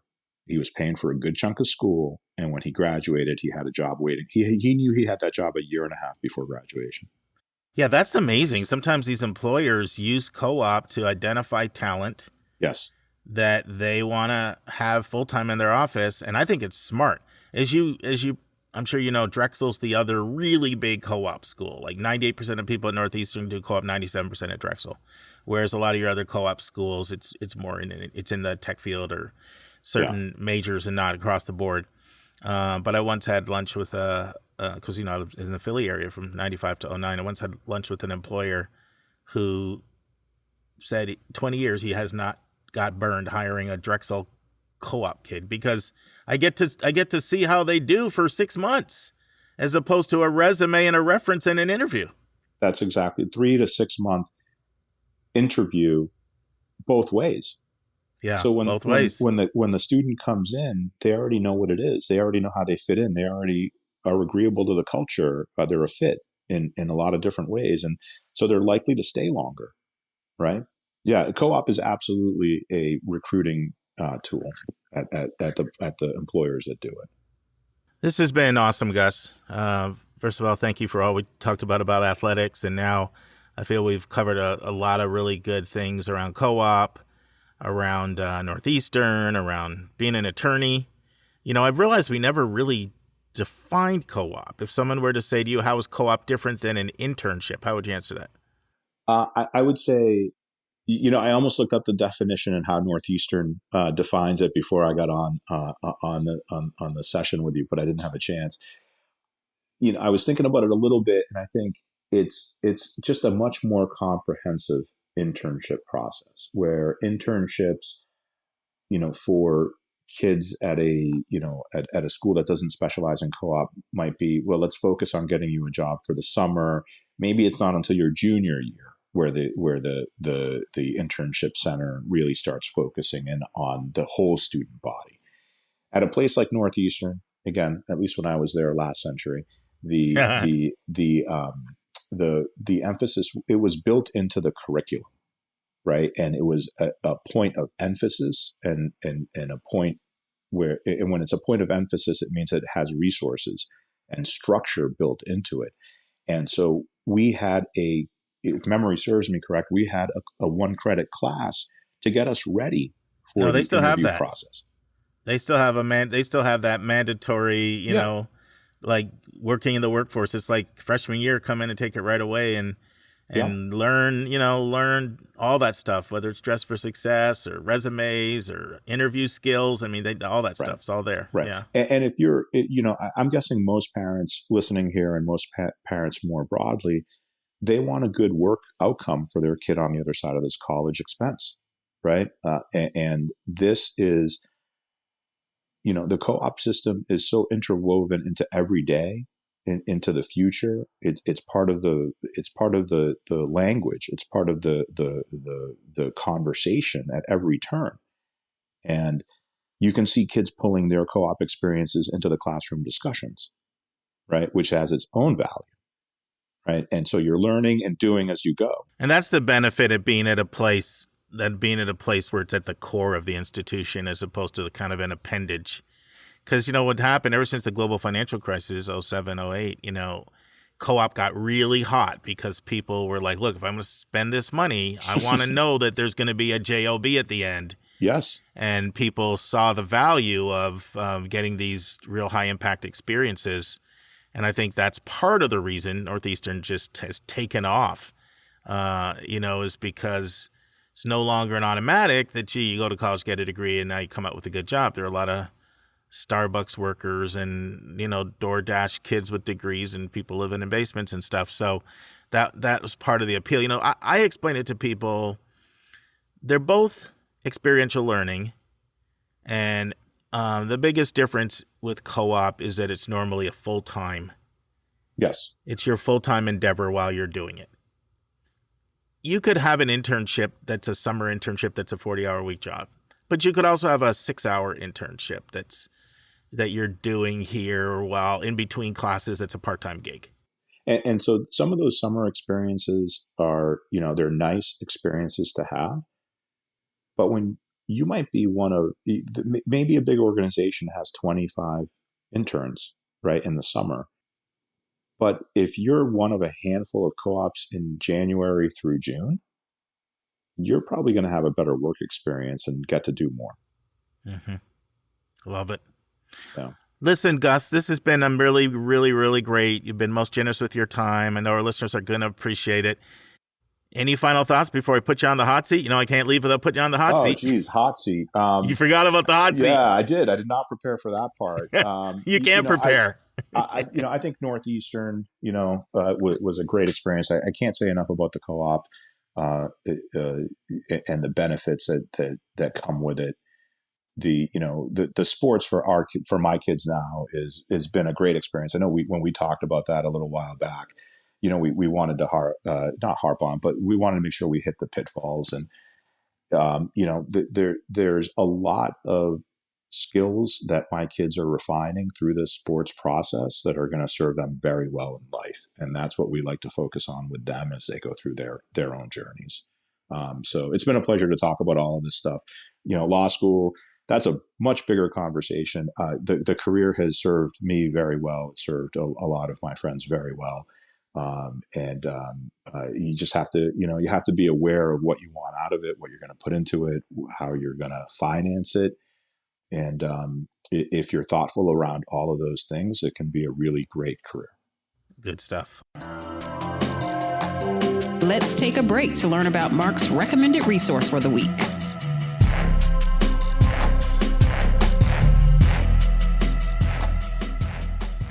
So, friends, if you heard my In the News discussion with Susan, we talked a lot about different ways colleges generate lead generation other than through student search.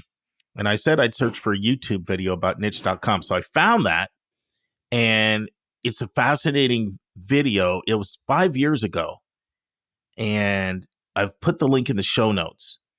But if you don't go to the show notes, you can just go to YouTube and search Pittsburgh-placed niche.com passes 10 million unique subscribers, and just search, and you'll see an interview. It's actually from a podcast, episode 1161. So with Nathan Latka. But it's just a fascinating 20-minute interview where he goes into how they make money and how they turn all of the activity on the niche.com site and have partnerships and sell this information at sometimes incredibly high amounts of money to certain schools. I'll let you listen to it. It's fascinating. Then there's a second interview as well. It's really interesting. It's in YouTube as well. You can search this up. It says niche.com raises $35 million. Interview with Luke Skurman, once again, the CEO. Now, this one was 3 years ago, and it's a guy named Aaron Watson. It's his second time interviewing him, but he really goes into the financial model there as well. I'd recommend the first one first because it's tighter and cleaner and neater.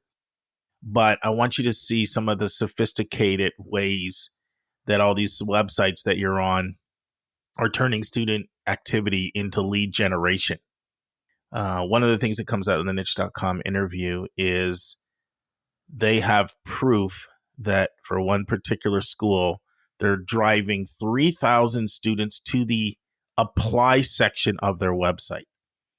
And so part of that proof they have is what they turn around and use to monetize it. So many fascinating interviews I encourage you to listen to. And that's our recommended resource for episode 331. All right. First question for you. Dream vacation. Tell me about it. Dream vacation. Well, so we have two. We've spent a lot of time traveling for AAU, so I can tell you it's not Louisville in the summer. Lovely town, some great restaurants, but sure. Not how I want to spend my July. Would like to rent a convertible, start in Vancouver, and end up in San Diego over the course of a fall, where we stop in on a bunch of college football games. There you go. You went to Northeastern, but you're still a college football guy. Well, it's the U.S. When I went to USC, and we, when my wife came out there, she's a Boston area girl, and she said, "All right, I'm going to come out to L.A. kicking and screaming. I don't know why, but she wanted a cat, and she wanted football tickets to USC, and we absolutely fell in love with the college football environment. But vacation number two is somehow, some way, maybe work remotely out of somewhere in the Latin Quarter in Paris, and take weekends and really take in Europe. There you go. All right. Can't be an attorney. Have to have a completely different career. What are you choosing to do? Oh man, Katie and I have talked about this a bunch, and I have suggested that I would have loved to have been a prep school teacher and coach. And her response is that I have nowhere near the amount of patience that would require. And what sport would you coach? I would, football or basketball. I love both sports. Well, that's what the sports your kids play. Why am I not surprised? Yeah, absolutely. Absolutely. I do my best, but I'm not very good at refraining from some technical suggestions here and there on the sports. It's hard. Isn't that hard? It's the hard. hardest thing in the world is to shut your mouth as a parent. And I have to admit, I'm guilty of yelling at my daughter, drive, because she would drive me nuts. She's lightning quick and she wouldn't take these slow girls off the dribble. But she more than one time gave me that dad stare. Shut up. Yes. And I tried my best to learn not to do that. I tried with I got better with every kid, although nowhere near perfect, to not give advice until asked what my thoughts were. I'm trying every day to be better on that. It's amazing how we get wiser at that. Yes. I learned too the hard way. Yes. You're banging my head up against the we all do. So you can meet anybody famous, alive or dead. Who you picking? I'm having dinner with Obama and Michelle, Mark. There you go. And what are you talking about? Gosh, everything. Yeah. Everything. See, you still didn't get all of that East Wing of the White House out of the blood.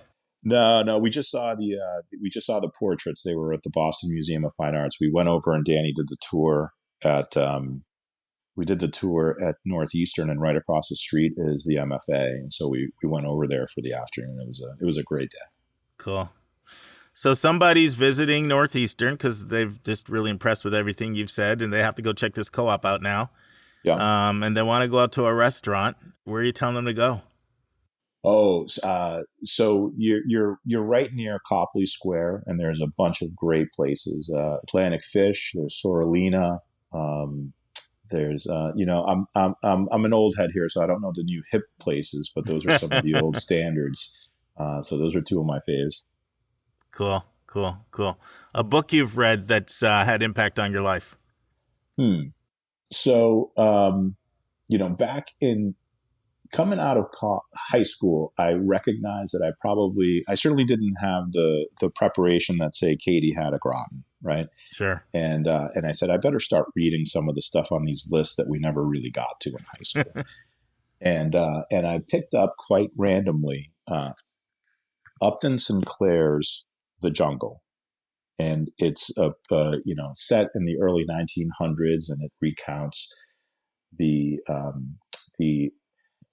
meatpacking industry and the immigrants that worked it. And the book, there's a lot of social commentary around the book, but what I always took away from it was the catalyst in a lot of ways for regulation around the food industry that wasn't there up until that point. And so being able to use your words in a story to affect the change. And it's funny because if you talk to the author, he's like, this is not really the point of what I was trying to get to. But it did have some social impact. So it not only the book, but also everything around that was particularly interesting to me. I don't know if this makes me illiterate, but I haven't even heard of this book. Oh, so I guess I need to get more educated here. But I get some great book tips from people like you that come on here. So my final question is it's a triple hitter. Your advice for students, parents, and college counselors. My advice. Oh gosh, my advice for students, parents, and college counselors. Okay, for students, really think about what's going to make you happy and what's going to be the best fit for you, and try not to let what you think you're supposed to answer drive that process for you. We tell our kids, if you want to play sports, that's great, but mom and dad already did their sports thing. Like, we already went to college. Like, this is very much your process. And we've encouraged our kids to, look locally, but look all over the country. I mean, we were at Emory for a visit. Katie did the camp at Emory. And she really took advantage of that. Nick was a homebody. He wanted to be 45 minutes from home. And so I think not getting in the way of that process is my advice for the parents, right? And letting those kids get out of the way. Get out of the way as a parent and let it be your kid's experience. And Yeah. it sounds like for kids, block out some of the noise, probably some peer pressure and things. Yes. That Now, you're look, hearing from there's other a voices. financial component, and Sure. the earlier you have those transparent conversations about what you can afford, and frankly, maybe what you're willing to pay for, right? Sure. Like Sure. the better, so that everybody's on the same page. That's very good advice. Have that financial conversation early with your kids about, here are the limitations if there are limitations. I see so many mistakes made because parents don't have that conversation early. And then it feels like a punch in the gut when you get in with the $70,000 bill and the parent says we can't afford it, and then the kid feels a little hoodwinked. Well, I wish I would have known that early before we went down this path. Yeah. And there's even some nuance in that. Like, you might look at a college X, and say, what do I think the value proposition is of college X? And I'm willing to pay this much. So if they can find some money, then I can make this work, but I'm not going to pay full price for this. Yeah. No, that's very common, and that's understandable, right? Like, if you see that this college is coming with all the bells and whistles, then I'll pay a little more. Yes. But if most people pay more for Ritz-Carlton than they do for Motel 6. And not to make it sound like a commodity. Yes. But no one's ever said that all colleges are the same. I've never said that. Yeah. And so it would be understandable that if you feel there's more your child's going to be getting, however you define that, if it's within your capacity, you would be willing to make more sacrifices to make that happen. Right.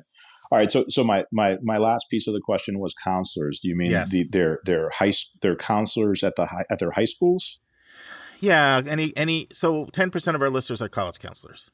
Oh, that's why I throw that out there, and that's a range of counselors. Like, some of them work in independent schools, like at a place like Groton. Some of them are independent educational consultants. Some of them work for community-based organizations, and some of them work in public schools, but they're college counselors, not just guidance counselors. So they're giving people advice about what school to select and that kind of thing.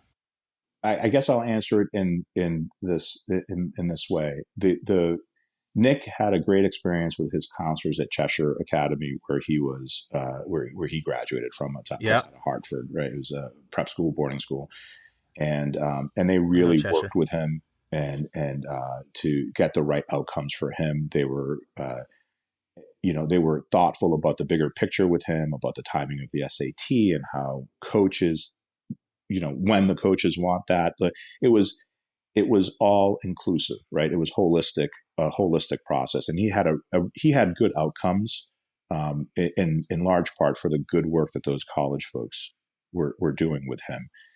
Katie similarly had a great outcome with her college counselor, and for both of them, they generate all these reports that say, hey, this is where you're likely, less likely, more likely to get in.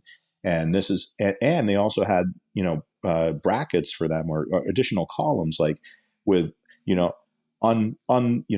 complete coach,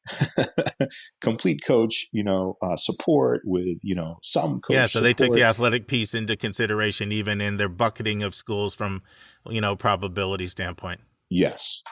And I guess one more parent piece of advice is really take to heart what those things are. Those folks have been at this job a long time, and they've seen a lot more, and they know what the current data is. And so take it to heart. And, we tried to defer as best we could to the college counselors in that moment. Right. But it all worked. And I think that the best coaches my kids have had, when the advice comes and the tough conversations come, if they come from a person that you feel that has your trust, it's going to be better received. Mm-hmm. So is the advice to build the trust, or is the advice to be honest with the kids, or both? It's all of it, right? Like, spend the time to build the relationship as a counselor with the student and the parents as best you can, right? And then when you have to give those harsher, tough, you have to deliver some tough news or tough analysis, then hopefully it's not combative, right? No, I think your point is a really important one, Gus. As a college counselor, I have to have tough conversations with families.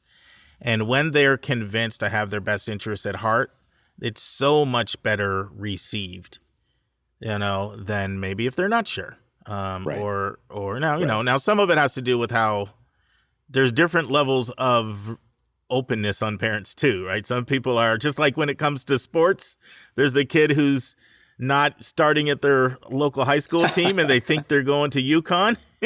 So some parents are more delusional and some parents are really like, give it to me straight.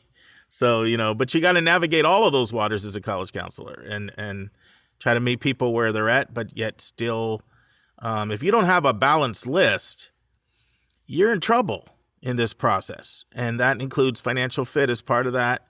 That's an incredibly important thing that for a counselor to do. So I like that advice. Build the relationships with students and parents, and don't be afraid to have the tough conversations. I mean, it's really kind of a thing that I try to remind myself on a daily basis with my clients, right? Like sometimes we have to say no, or you can't, Sure. or that's not advisable. And if they know that I have the best interest of their organization at heart and I'm working for their best results every day, then that's going to be better received if they think I'm being an obstructionist or just not wanting to do the work. You know what I mean? So, yeah. Gus, thank you so much. I can't wait to air this and for it to go live. And I listeners, if this is helpful, please send in your emails and texts. Those are always encouraging and most appreciate it. And I'll be sure to forward our response we get to you. But you've been most generous with your time, and I really feel you've dropped a lot of pearls of wisdom on our listeners. And I've appreciated our communication over the years. You've kept me in touch with all your kids as they've gone through the process. And I think it was a snowstorm or something that kept us from meeting that one time. But it was the car rental 4-hour wait at the Atlanta airport. That's Mark, what it was. That's what it was. It's left in a PTSD moment in my life. Yeah. Well, I'm more determined than ever to meet you in person, whether that's in Boston or here. So I look forward to that, Gus. This has been great. One last piece of advice, if I can. Yeah, please. There is not one perfect school for any kid. That's important. Have some flexibility in this process. There's a lot of great places out there for your kid. I want to say this because if there's one area as a counselor that I've had my biggest epiphany, it's kind of related to this. So there was an article that came out a while ago, and I think we might have discussed it on the podcast. It would have been maybe 3 or 4 years ago. But the person basically said, the title of the article was something like, "Stop Talking About Match." And I really recoiled when I heard it because I'm all about match, fit and match. It's everything to me. Because the only other option is just use the rankings, right? So I believe in it to my core, fit and match. But the person was being sensational to have an intentional effect. It's not like they didn't believe in fit or match. What they were saying is the more you emphasize you've got to find this perfect fit or match, the more you create this utopia mentality that people are expecting, just to find heaven on earth. Yes. And the more you set people up for a disappointment when they get there and they realize that, oh, this place isn't perfect. Right. And so there's a lot of wisdom to that. Like there's more than one place you can be happy. Just like there's more than one job you can have to be happy. And you need to learn to create your own happiness. You have so much agency, right? You pick your professors, you pick your clubs, you pick your roommates and your meal plans and where you're going to live and do your internships or externships or call. You control all of that. And I'm preaching this message more and more and more to my students. And, sometimes they're floored because I say to them, is your family perfect? No. Is your high school perfect? No. Guess what? Your college is going to be a lot like your family and your high school. There are going to be some things you're going to like and some things you're not. And I can see their eyes glaze like, ooh, that's not how I'm expecting it to be.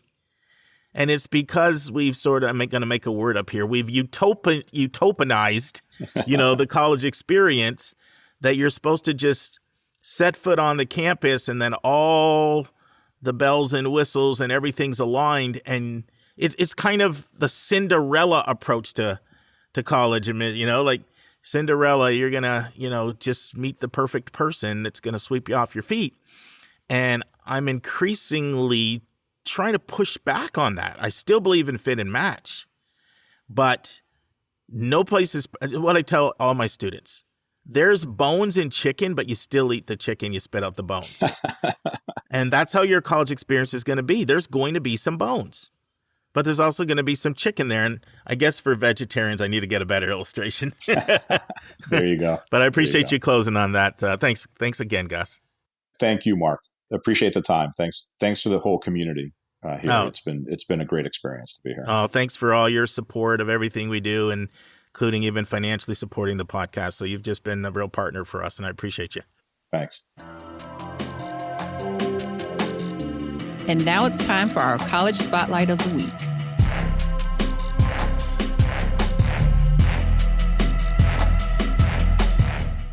Friends, I'm here with Lisa, and I'm really excited because she's going to talk about Guilford College, a place that I visited 17 years ago. So I want to know how it's changed in the 17 years. Right. Well, I'm sure that a lot of things are different, but some things are the same, I suspect. I told you my Guilford story, didn't I? Right. Yeah. When you were the man with the suit, you were like, oh, yeah. Like the other side. Which I had a suit on because what happened was there was an admissions reception in Greensboro that evening. And then a student, I'll never forget it. As long as I live, I can picture right where the student, she comes up, why are you wearing a suit? And I said, well, and then she said, you're representing the establishment. Yeah, that's right. You're representing the establishment. So tell us, I know you visited with another college counselor, and so just walk us through your visit. Sure. No, I was really lucky because Lauren Drake, who is another college counselor who lives in Durham and is a listener of the podcast and just an all-around fabulous human being, she and I planned to go together. And it was particularly helpful for me to go with Lauren because her son attends Carolina Friends School, which is a Quaker school. And a couple months before this tour, the college counselor at Carolina Friends unexpectedly departed their position rather quickly. And so the school, of course, was in a scramble. So Lauren stepped in as the interim college counselor, and she was having a trial by fire of I didn't know that. That is trial by fire. I think, she way to learn. She did over 50 lists in like 3 weeks or something crazy. And I think she learned a lot from the experience. She does have a really good perspective of like the Quaker philosophy, as I'm sure you do, having worked at a Quaker school as well. But I'm a newbie to the whole Quaker scene. So it was really helpful to have her. Yeah, and the Quaker scene is complicated because there was this big fissure in like 1906 with like the Quicksites and the Orthodox, and like Swarthmore is one, Haverford is another, and they didn't talk forever. And really, even like in North Carolina, there are 12 Quaker meetings, and 6 of them are considered evangelical and 6 are not, and they really don't have much in common with each other. So I had no idea. When I was working at Westtown, I got hired by Tom Farquhar, who came from Sidwell Friends, but he left and he was replaced by John Baird, who came from Carolina Friends after 15 years. So it's a small little world there's certain Quaker common values you'll see that are run throughout them, but then there's differences on, are you like Christ-centered or are you like all paths lead to God and everybody's got an inner light in them and stuff. So anyway, this is your spotlight, not mine. I want to hear what you have to say. Well, yeah, I'm really fascinated by this because I just have such an idealistic picture of the Quaker religion, apparently, and like a fight between two sects, like that just does not seem very Quaker to me. But that is just me. And I know nothing. So I'm sure it all makes sense. But anyway, Guilford College, it's a Quaker school, and it originally was a boarding school for a Quaker settlement that was around Greensboro at that time. The campus has a very historic past. It is built on land that was used for the Underground Railroad during the slavery era, and it has North Carolina's third biggest poplar tree, which not only is just cool because it's a really big poplar tree, but it was also used as the safety symbol for the Underground Railroad. So that tree has been around there for a while, and I hope nobody plans to cut it down. They have it like cordoned off, like it's revered. So, but it's a pretty campus. It has 350 acres, which is kind of impressive because it's in the middle of the city of Greensboro, and only half are developed. And so in addition to having the campus like a traditional quad, they have hiking trails. They have, of course, the tree, the lake, and they also have a farm, an organic farm that is part of the campus. So originally, so it's a Quaker boarding school. And then what happened was I think a lot of the Quaker community left. And so it ended up being transitioned into a 4-year liberal arts college. And they rechartered it in 1888 as Guilford College. And it is the oldest coeducational college in the South. So both male and female faculty and both men and women graduating in the first class of the college. So it is situated within the city limits of Greensboro. Greensboro is a fairly large city in an area we call the Triad of North Carolina. So, it's Greensboro and Winston-Salem. And so it's a very progressive city for the most part. A lot of history in Greensboro itself. They have the Civil Rights Museum there that is the scene of the Woolworth sit-in. And it also has all the things: malls, doctor's office, tall buildings, restaurants. It has an airport that flies to major cities. And Greensboro is about an hour from the closest mountains. It's about an hour to Durham, and it's about an hour and a half from Charlotte. So it's really centrally located in North Carolina. I have to add a fun fact. Fun fact. Okay. Fun fact alert. Anika Madden and I co-founded this podcast back in 2017. And Anika was my co-host from episode 1 up to episode 171. And Lisa took over on episode 172. And Dave joined the team on episode 105. Our longtime listeners, Anika works at North Carolina A&T in the alumni office. Yes. And North Carolina A&T is the largest HBCU in the country. And it is in Greensboro. And that's where all of those sit-ins in 1961, that's where they all happen, a lot of them happened right there on that campus. So it's a very prominent HBCU nationally that's right in Greensboro. Also, there's a small little school in Greensboro College, that recruited Joy for basketball, and she had like zero interest. So we didn't even take a trip. But there are a few colleges there. And then, of course, UNCG, which is one of the biggest schools in the UNC system. Right. And, I was going to get to this later, but there are like a group of schools. They have a consortium with all the schools in Greensboro, UNC, Greensboro, North Carolina A&T, and Elon and High Point. And you can take a class at another school and even major in another school and still get the degree from your school if your school doesn't have that major. And you can do that with any of those. I guess that's 5 schools. Whenever I'm in Greensboro, I always feel like I should visit Anika because I feel like I know her from listening to her. But then I realized Anika would probably not be able to pick me out of a lineup. So the next time I'm there, because I get there, well, the two of us will do a lunch there. That'd be fun.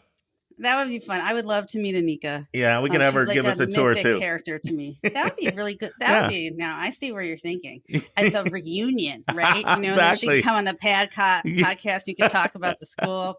I'm seeing this all happen. Yeah, we may as well just do a podcast together while we're on the campus. Why not? I mean, and probably we should have asked Anika if she's going to agree to this. Sure. But we just voluntold her, so it's exactly. But anyway, back to Guilford. So it has about 1,200 students. They're mostly undergraduates.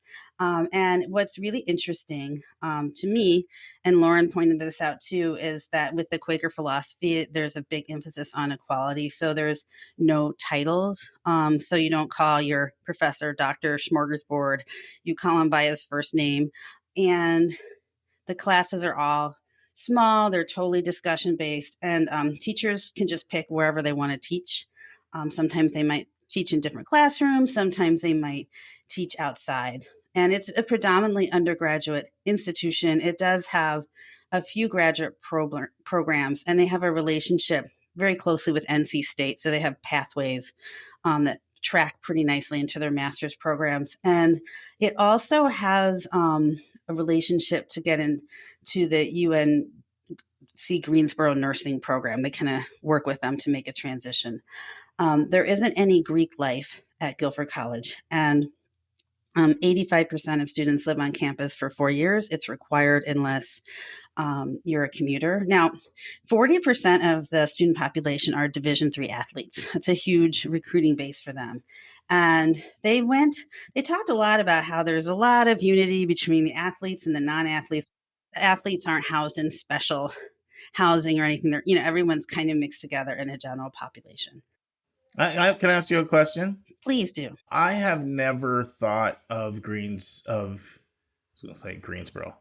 of Guilford as a big athletic factory at all. I've thought of it more as a smaller school in an athletic division that, because of the number of sports teams it has and the size of the student body, that's why it ends up 40% athlete. You know what I mean? Like right. Well, yeah. And I think that, Guilford College, as we'll talk about later, had gone through some hard times and their enrollment was shrinking. So they really value that athletic recruiting piece because they can provide kids a place to play and learn. And that's really important to their business model, is the sports and the athletics. But I don't necessarily I don't hear about their basketball team over here in Chapel Hill or anything like that. They're not going to compete with Duke and Chapel Hill. But you do bring a really interesting point up, which is that a lot of times when schools struggle, and I know about their struggles, especially in 2020, and they lost a third of their faculty and were down like $7.5 million on their budget. I haven't heard recently if they're resurging or if they're still struggling. So I'd be curious if you have an update on that. But a lot of times when schools struggle like that, you need a strategy, right? Like you can't, it's that whole thing. If you always do what you've always done, you always get what you've always got. So you know Yes. that what you're doing is not working. And so some schools go, well, let's add business or let's add engineering or data science. And so some schools do that. And then other schools put their money into dorms. And so some go with programs and dorms, and then some do things like maybe, especially if it's a university, they might give like a master's for free, or like different schools like come up with strategies. And one of them is, well, let's build up our athletics and use that to get our name out there. So it's interesting that you picked that up on your visit. Oh, yeah. I went on a counselor visitation day. So there were 5 counselors. And so the director of admissions just sat down with us all. And he was very direct and frank about all of this, which I appreciated. Yeah, that's great. So their most popular majors are their health sciences. They boast an 83% med school placement rate. And they also have a strong pre-nursing track and pre-physical therapy track. They also have a nice business department. They have a criminal justice degree that has a 4+1. So you can do 4 years bachelor, 1 year master's. And then psychology is another really big degree at Guilford. They said that all the majors, one of the things that you'll do a lot at Guilford is write. There's a lot of academic writing, and all majors, students have to present a senior capstone to the university community. They also have an honors college for high achievers when those kids get maybe more attention, more rigorous classes. In terms of the living, so everyone's living on campus. It's a small campus. I mean, it doesn't take that long to walk from one end to the other.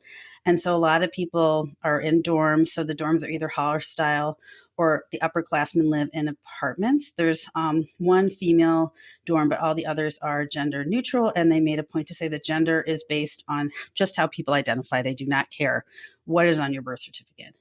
And the bathrooms are all gender neutral as well, and they're hall style. Lauren wants to plug that these are the best and cleanest college bathrooms she's ever seen. And they were beautiful. They had been redesigned, and they were just like crisp and clean and white and black. And everyone was thrilled with the bathrooms there. There's one main dining hall, and I didn't eat there, but everything there just smelled really good. I was hungry, and everything looked fresh and edible. I thought it was a nice dining hall. And each dorm has like a dorm parent. So in one of the dorms, we met the dorm mom, and she was super nice. And Lauren loved that. She said she felt if her child went there, she'd feel like there was definitely be a responsible adult looking out for her kid. The campus is really pretty. It's like your typical Southern red brick campus. Now that I'm in the South a little more and going to campuses, I'm like, oh yeah, so this is the thing. They're all like this. Especially North Carolina. Yeah, we love our red brick here in North Carolina. Yes, I think there's more red brick in North Carolina than any other state. I didn't have a red brick house, so there you go. I'm just, it's all red brick all the time around here. But if people haven't been to the state, like these are really pretty campuses. Like there's a lot of really pretty red brick North Carolina campuses, and Guilford is one of them. Yeah. And so it's got a main quad, and the one, it is really pretty. Now, I just happened to notice this because I'd been at Richmond, I'd been at UNC Wilmington, I'm at Elon a fair amount. The landscaping did not look good. And I know that probably was one of those things that just had to go with the budget. But I mean, I understand that. I guess it's better to spend on people than plants. They have 40 to 50% of their kids study abroad, but they're really trying to raise that. Their goal is 70%. And one of the ways they do that is they have a Maymester system. So you have a fall semester, a spring semester, and then Maymester. It's included in tuition. And many of the classes include a study abroad component. One thing that I really liked about Guilford College is they have an amazing accommodations and disability service program. They have paid staff that help with executive functioning and time management, and any student can use it. So you don't need to qualify in to get into this program. You do not need to have a diagnosis per se, but they will meet with you several times a week, free of charge, and try to make sure that you are getting what you need. And all the students are really encouraged very strongly to use the tutoring, to use the executive functioning coaching, and to use the time management training, which I think is a really nice and somewhat novel approach. So one thing about Guilford, and again, this is because it is a Quaker campus, everything is decided by consensus among all parties. So student government, therefore, has a lot of power in how the school is run. And so the school's not religious, but this value system is really present. And Lauren commented that at Carolina Friends, it's the same thing. And she says, well, it does make the decision making a lot slower, but everyone can say their viewpoints were considered. So pluses and minuses to that, but I'm sure that the students feel heard. Yeah, it's kind of one of the hallmarks of Quaker tradition. And it's funny because people learn how to express nuance, because people are like, well, how do you ever get anything done? And the process is a little longer. It can drive people crazy. But one of the things, for those of you not new listeners, I worked at a Quaker boarding school, and Susan was there for, 3 times as long as me. Susan worked with a lot of kids that ended up going to Guilford. So I almost wish that I would have had you do this with her. But anyway, one thing that they'll do sometimes in the decision-making process is they'll say consensus doesn't mean everybody agrees. Right. One of the things you're expected to do is have this other position, which is to say, I won't stand in the way, as a way of... What could we do to get this in the government? Well, the nice, like anything, it has its pros and cons. But one good thing about it is it does sort of elevate the fact that every person is important. And even when I worked at a Quaker school, now we wanted to have a little bit of formality. So I was Teacher Mark. It was not Mr. Stucker. I was Teacher Mark, Teacher Susan. George School, the other big Quaker boarding school, they just were Mark, Susan. And so schools come down, and that's how Carolina Friends is. It's just pure first name only. So there's different iterations, but you will see this emphasis on equality, this emphasis on respect, this emphasis on social justice, making a difference in people's lives. And it stems from the fact that, and you'll see this fleshed out differently, people believe there is that of God in everybody. So if human dignity is valued, and therefore all life is valued. And that's one thing I highly respect about Quakers is when you look at all of the social justice movements, whether it's abolition, women's suffrage, civil rights. You could go on and on. A lot of the equality movements, you'll see they were there. When Susan and I, of course, worked at West End, we were founded co-ed in 1799. You know how radical that was? Yeah, 20 really girls, 20 boys, 1799. That just did not happen. And you see it here with Guilford. But that was all part of that men and women are equal and they both need to be there kind of thing. And so I think that Quakers really do deserve respect for being on the forefront of fighting society's injustices. Yeah. No, and I mean, I think that is the piece that when I was looking at colleges and I looked at Haverford, that was so compelling to me. Oh, you looked at Haverford as a student? I looked for myself. Yeah, I applied there. I got in. I looked Haverford, Swarthmore, I think, Bryn Mawr. Yeah. All three of those, all part of the coalition. I never knew that. Yeah, no, I was so drawn I knew you to looked it. at Reed. I knew you looked at Reed. Yeah, I was like, no, sir. But but you did look there at least. Yeah. But, it was just hard for me to get myself out of the Midwest at that point. Sure. I was pretty scared of going all the way to Philadelphia, I actually Chicago think, seemed knowing pretty far. you like I do, I think you would have really actually liked all three of those schools. I'm sure I would. They're pretty awesome places. places. When I went, I might have come out of there with some self-esteem and no twitch. So that's a little bit of an exaggeration. You're so modest. University of Chicago. But, I really love that. I mean, that is an idea that has always resonated with me. And I just wish it was more universally held. So, yeah. So like I mentioned, it's really diverse. Over 60% of the student body is of color. And they are really trying to make it very easy for first generation students to come there. So our tour guide was a Black woman. She was from maybe High Point. She was from North Carolina, one of those towns nearby. First generation. She was just so smart, lovely, so funny. She was an art student. But she talked about how Guilford sat down with her family and really tried to work with them to make it an affordable option for her to go. And that kind of won her parents over.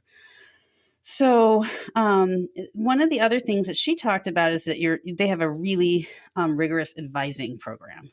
And advisors meet with students a lot. And that like your advisor, like many students get so close to them that they call them mom or dad because it kind of feels like almost that kind of familial relationship. Friends, this concludes the end of part 1 of Lisa breaking down Guilford College for us. We hope you'll return next week for the final part. Friends, on Monday's episode, I will finally get around to talking to you about changes that will be happening with the FAFSA, and these changes are significant. I'm going to focus on a half dozen of them. We'll turn our time and our attention to a brand new interview, but not a brand new person. Andre Phillips, who our regular listeners heard when I did the UW-Madison breakdown, 40-year vet, we'll be talking about summer melt. What is it and how to avoid it? And friends, I'm going to close you with one of my favorite interviews I ever did, Heath Einstein from Texas Christian University. I thought he had some profound words of wisdom, and I close out hearing from Heath. See you Monday, friends. And that's our show. A big thank you to you, our listeners, for tuning in this week. If you find this podcast helpful, please follow us, and you'll get every single episode as soon as it is released. If you're interested, there are a few ways you can really support our podcast. You can click the share button and send it to your friends and acquaintances. You can help us pay our staff and our expenses by donating on our website.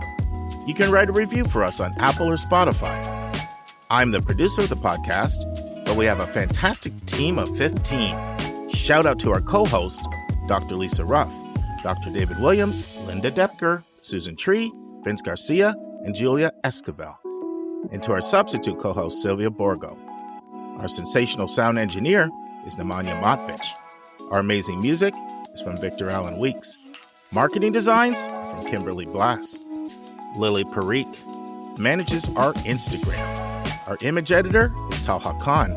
Joy Stucker does our website episode updates. And our webmaster is Stalianos Dimitriou. And if you want to have a coaching session with Lisa, Linda, or me, just text me at 404-664-4340. If you have a question you want us to answer, or if you have a recommended resource or article you think we should discuss, just send it to questions@yourcollegeboundkid.com. Our favorite method is for you to record your own voice at speakpipe.com/YCBK. By the way, check out our website, where you'll find lots of content that is not on any podcast app. Our website is yourcollegeboundkid.com. If you want to learn about other hot admissions topics, follow us on Twitter at YCBK Podcasts. We think of you as our listening family, and we look forward to meeting again with you every single Monday and Thursday.